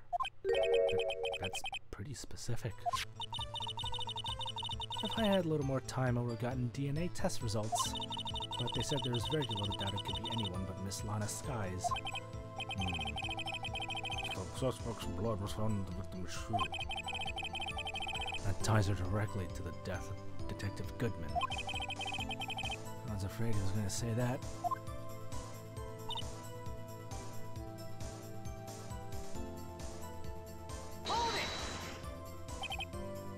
I can't let this evidence go through without a fight. You ordered the peppered fish guts, right? I'll pass. Some like it hot, Mr. Wright. Some like your client. She said enough hot water to make a whole vat of soup. Mr. Wright, do you or don't you have a problem with this shoe? Problem? This is critical. Is there a problem with the victim's shoe?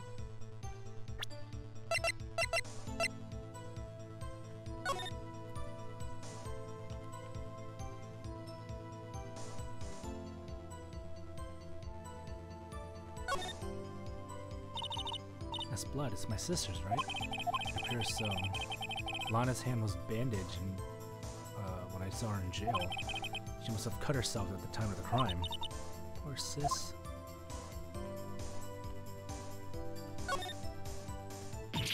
Ah, there's blood here too. On the sole of the shoe. It's gotta be the victim's.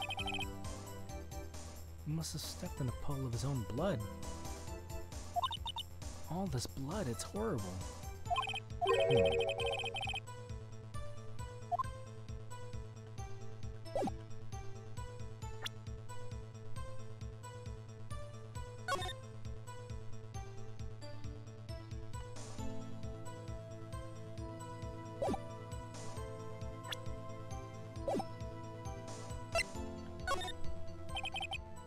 If I'm not imagining things, I'd say there's one critical problem with this evidence, a clear contradiction. That gleam in your eyes. You're still young, Rookie. I'd give you a pepper fish guts now, but you couldn't take the heat, could you? Let's hear what Mr. Wright has to say. What is the contradictory about the victim's shoe?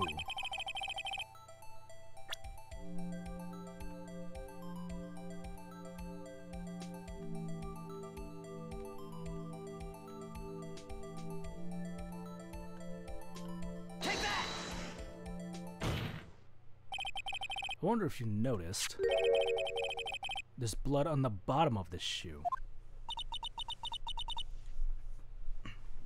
Don't mess with me, Rookie, or it'll be your blood on the bottom of my shoe. Indeed, there's quite a bit of blood on the bottom of the shoe. It makes sense. The victim was stabbed with a knife. What could possibly be contradictory about blood on the bottom of this shoe?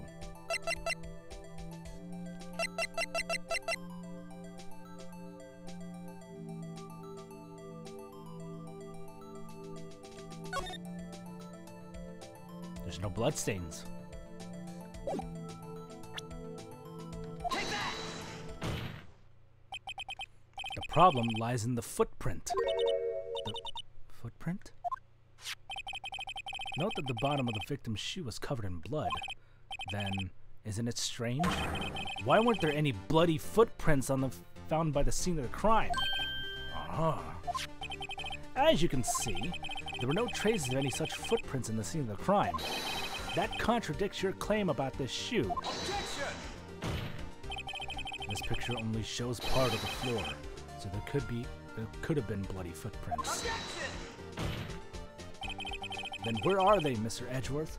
Because we checked the scene and found nothing of the sort.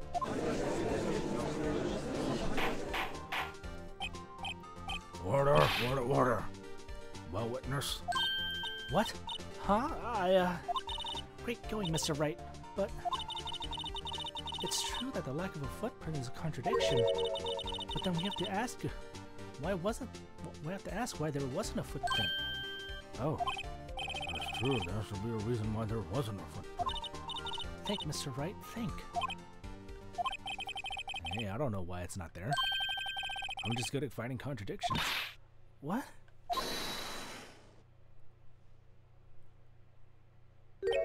I see. Now I get it.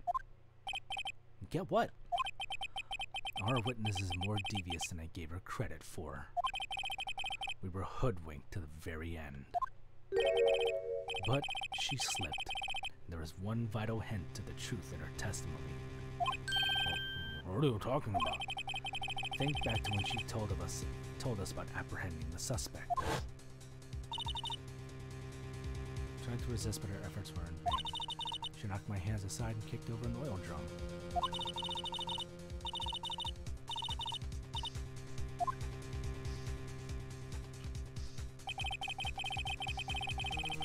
I thought that was a strange thing for a normally cool-headed chief to do. No kidding. Now, witness, allow me to ask a very simple question. This oil drum, was it empty? Oh, I'm not sure. I'm not sure I like your attitude, Mr. Edgeworth. Though apparently you're not the slowest conveyor belt in the lunchbox factory. Witness. Well, was the oil drum empty? The oil drum kicked over by the chief prosecutor was brimming with water. Water? What does that mean? It could have washed away. Still don't get it, Mr. Wright. Do you want to know the reason she knocked it over? The real reason? Aha! You don't mean... Yes, the suspect knocked over that oil drum for one reason and one reason alone. To erase the bloodstains that would become evidence against her. What? That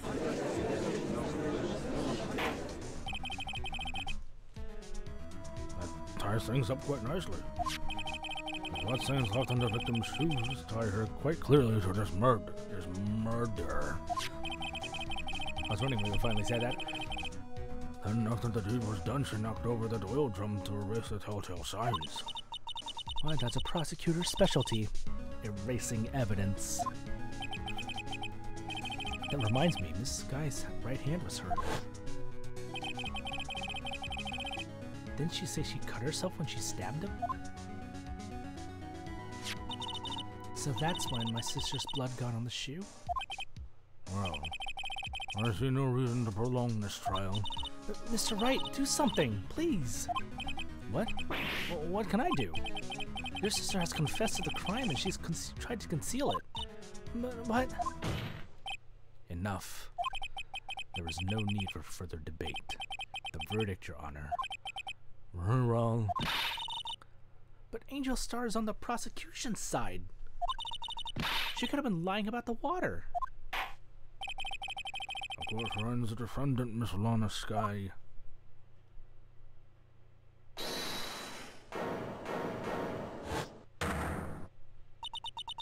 Little girl, what did you just say? Uh-huh. Me? Did you say that I, Angel Star, was on the prosecution's side? Well, yeah, you are. You're saying my sister hid evidence by erasing the bloody footprints. Well,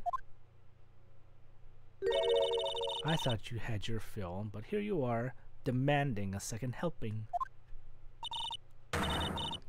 another lunchbox. A lunchbox called evidence. Wait, witness, don't tell me you have something else. Objection!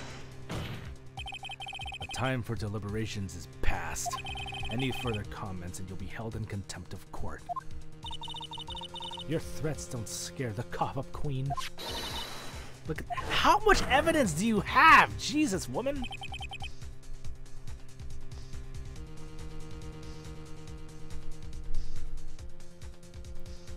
Photograph.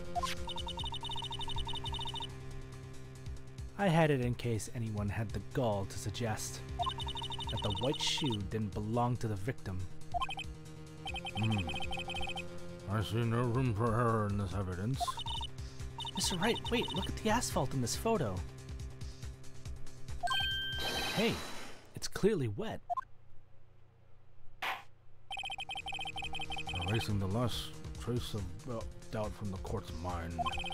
Immediately after the murder, the crime scene was washed with water. I'm sorry, Mr. Wright. I guess I couldn't help after all. It's not your fault. I knew I couldn't win this case from the beginning. And this is what your sister wanted anyway. I'm sorry, Mia. Right. Wet or not, don't be so quick to throw in the towel. She's speaking nether realm.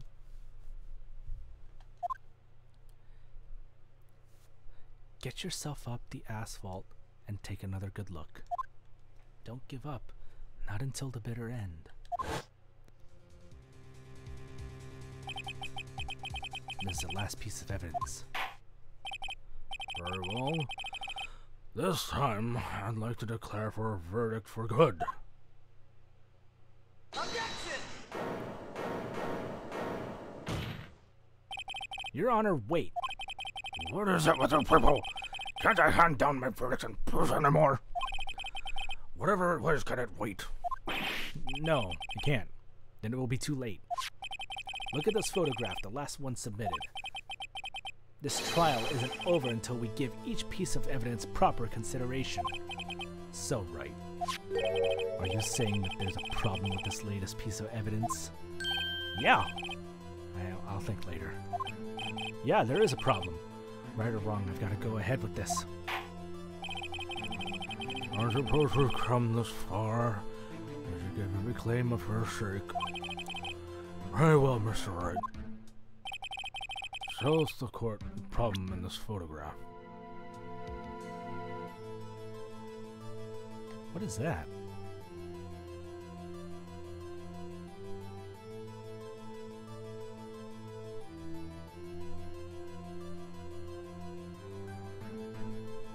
Take that! The problem in this photograph is here. What's this? There's something poking out of the car's muffler. Oh, hi, Ninja. Wait just a moment, Mr. Edgeworth. Your Honor? You just said muffler. However, I see no trace of a muffler or scarf of any kind on this photograph. A muffler is also part of a car or motorcycle, Your Honor. Just think of it as part of the exhaust system. A pipe. I see, and I see. Why is that suspicious-looking cloth sticking out of the car's muffler? So what if there is something sticking out of the muffler? What does that have to do with this case? Nothing. Absolutely nothing. Objection! Sorry, Miss Starr, but it's not going to be that easy. In fact, you've already told us why this is important to the case. You said as much. You said as much in your testimony. What? Let's hear what Mr. Wright has on his mind. Tell us why you think this piece of cloth and the muffler is related to this case, because it's on the phone call. Take that! Miss Starr, Recall your testimony for the court. Ah, yes, when I arrested her, she mentioned the muffler.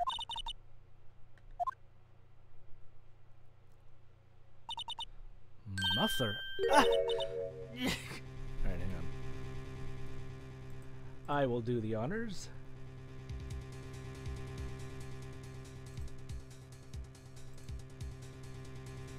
Wait, I can't do it anymore? Or did it revert back to once per stream? God dang it. Alright, never mind. Could it be that the muffler you had mentioned was actually this exhaust pipe? If so, that means this piece of cloth is vital evidence. Oh!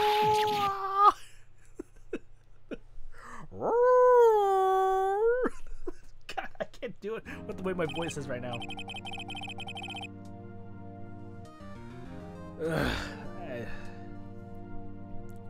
Hopefully this is gonna... Well, it seems we'll have to suspend the proceedings. Suspend? I found myself wondering about that piece of cloth. If we leave any question unanswered here to do us disservice, here we do a disservice to the law. Have the car at the crime scene inspected at once and bring me that cloth. The verdict will wait until after we've seen all the evidence. Agreed? I suppose so. Whew. That was close. But we made it. At least for now. This court will return for a 30-minute recess. It's lunchtime after all. You still hungry?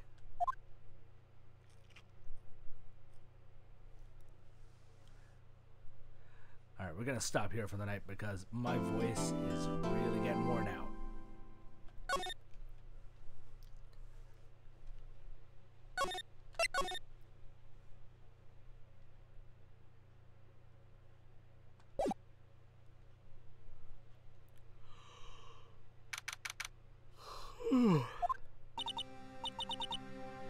Alright, so yeah, we'll save one more time.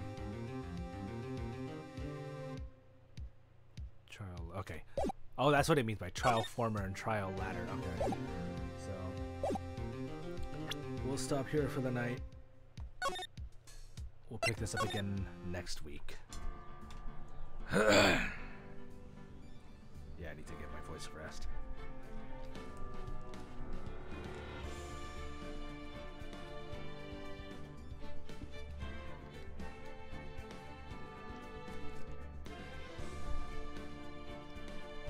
Unless you want to go for another half hour.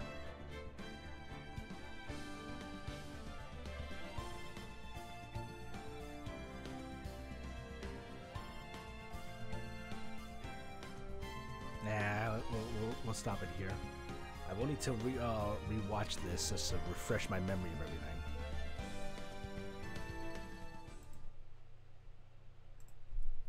everything.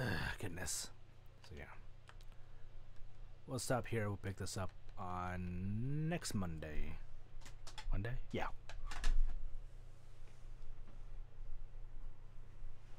Probably gonna take Leah. Figured as much. Oh, excuse me. Sorry about that. But yeah, next Monday. Friday we'll be finally be coming back with more Control, and we'll continue on with that until one of these is finished. Whichever one is finished is going to be replaced with Resident Evil 4 Separate Ways. I'm going to get back to that because I did buy that. I think it's installed and everything. So we just got to do it. So that'll be the next one.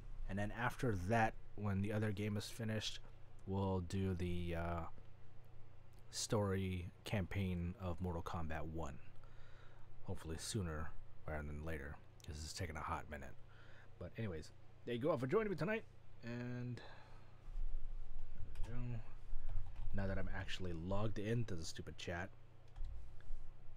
got our links here. The first one will take you to the Lazy League Discord, where you can be able to find the rest of us, such as Oh Hey Mike K, the Bat Gwen, Gumdoth Gray, and many others in our circle. A lot of things that goes on there. Come hang out with us. Come be lazy with us. We got D&D talks, tabletop gaming, events, stuff that goes on, watch parties, gaming news, movie news, TV news, penguin news. The second link will take you to the sister site for this channel, where you can find more info and other upcoming streams that I have planned, although I do think I need to update it soon, as well as my archive of all the past streams that I've done. And if you got any questions, comments, or concerns that you would like me to know about, or any suggestions that you might have for me for future Let's Plays or Retro Nights, head on over to the contact page and shoot them out to me over there. Alternatively, you can also scroll down below or off to the side, depending which platform you're watching from, to catch the Twitter link, where you can be able to shoot such at me from there, as well as other links to help support the channel, and a list of other streamers that I personally like to watch and follow who aren't connected or affiliated with the Lazy League. But yeah, check them all out whenever you can. They're all great. And again, thank you for joining me tonight for this return / makeup stream of Ace Attorney, the 5th episode. Whew, it's really dragging it out. Boy, did it get tough, but we're chugging along. I'll catch you guys on Friday for more Control. Until then, take care, love and hype. Life is good. Good night, everyone.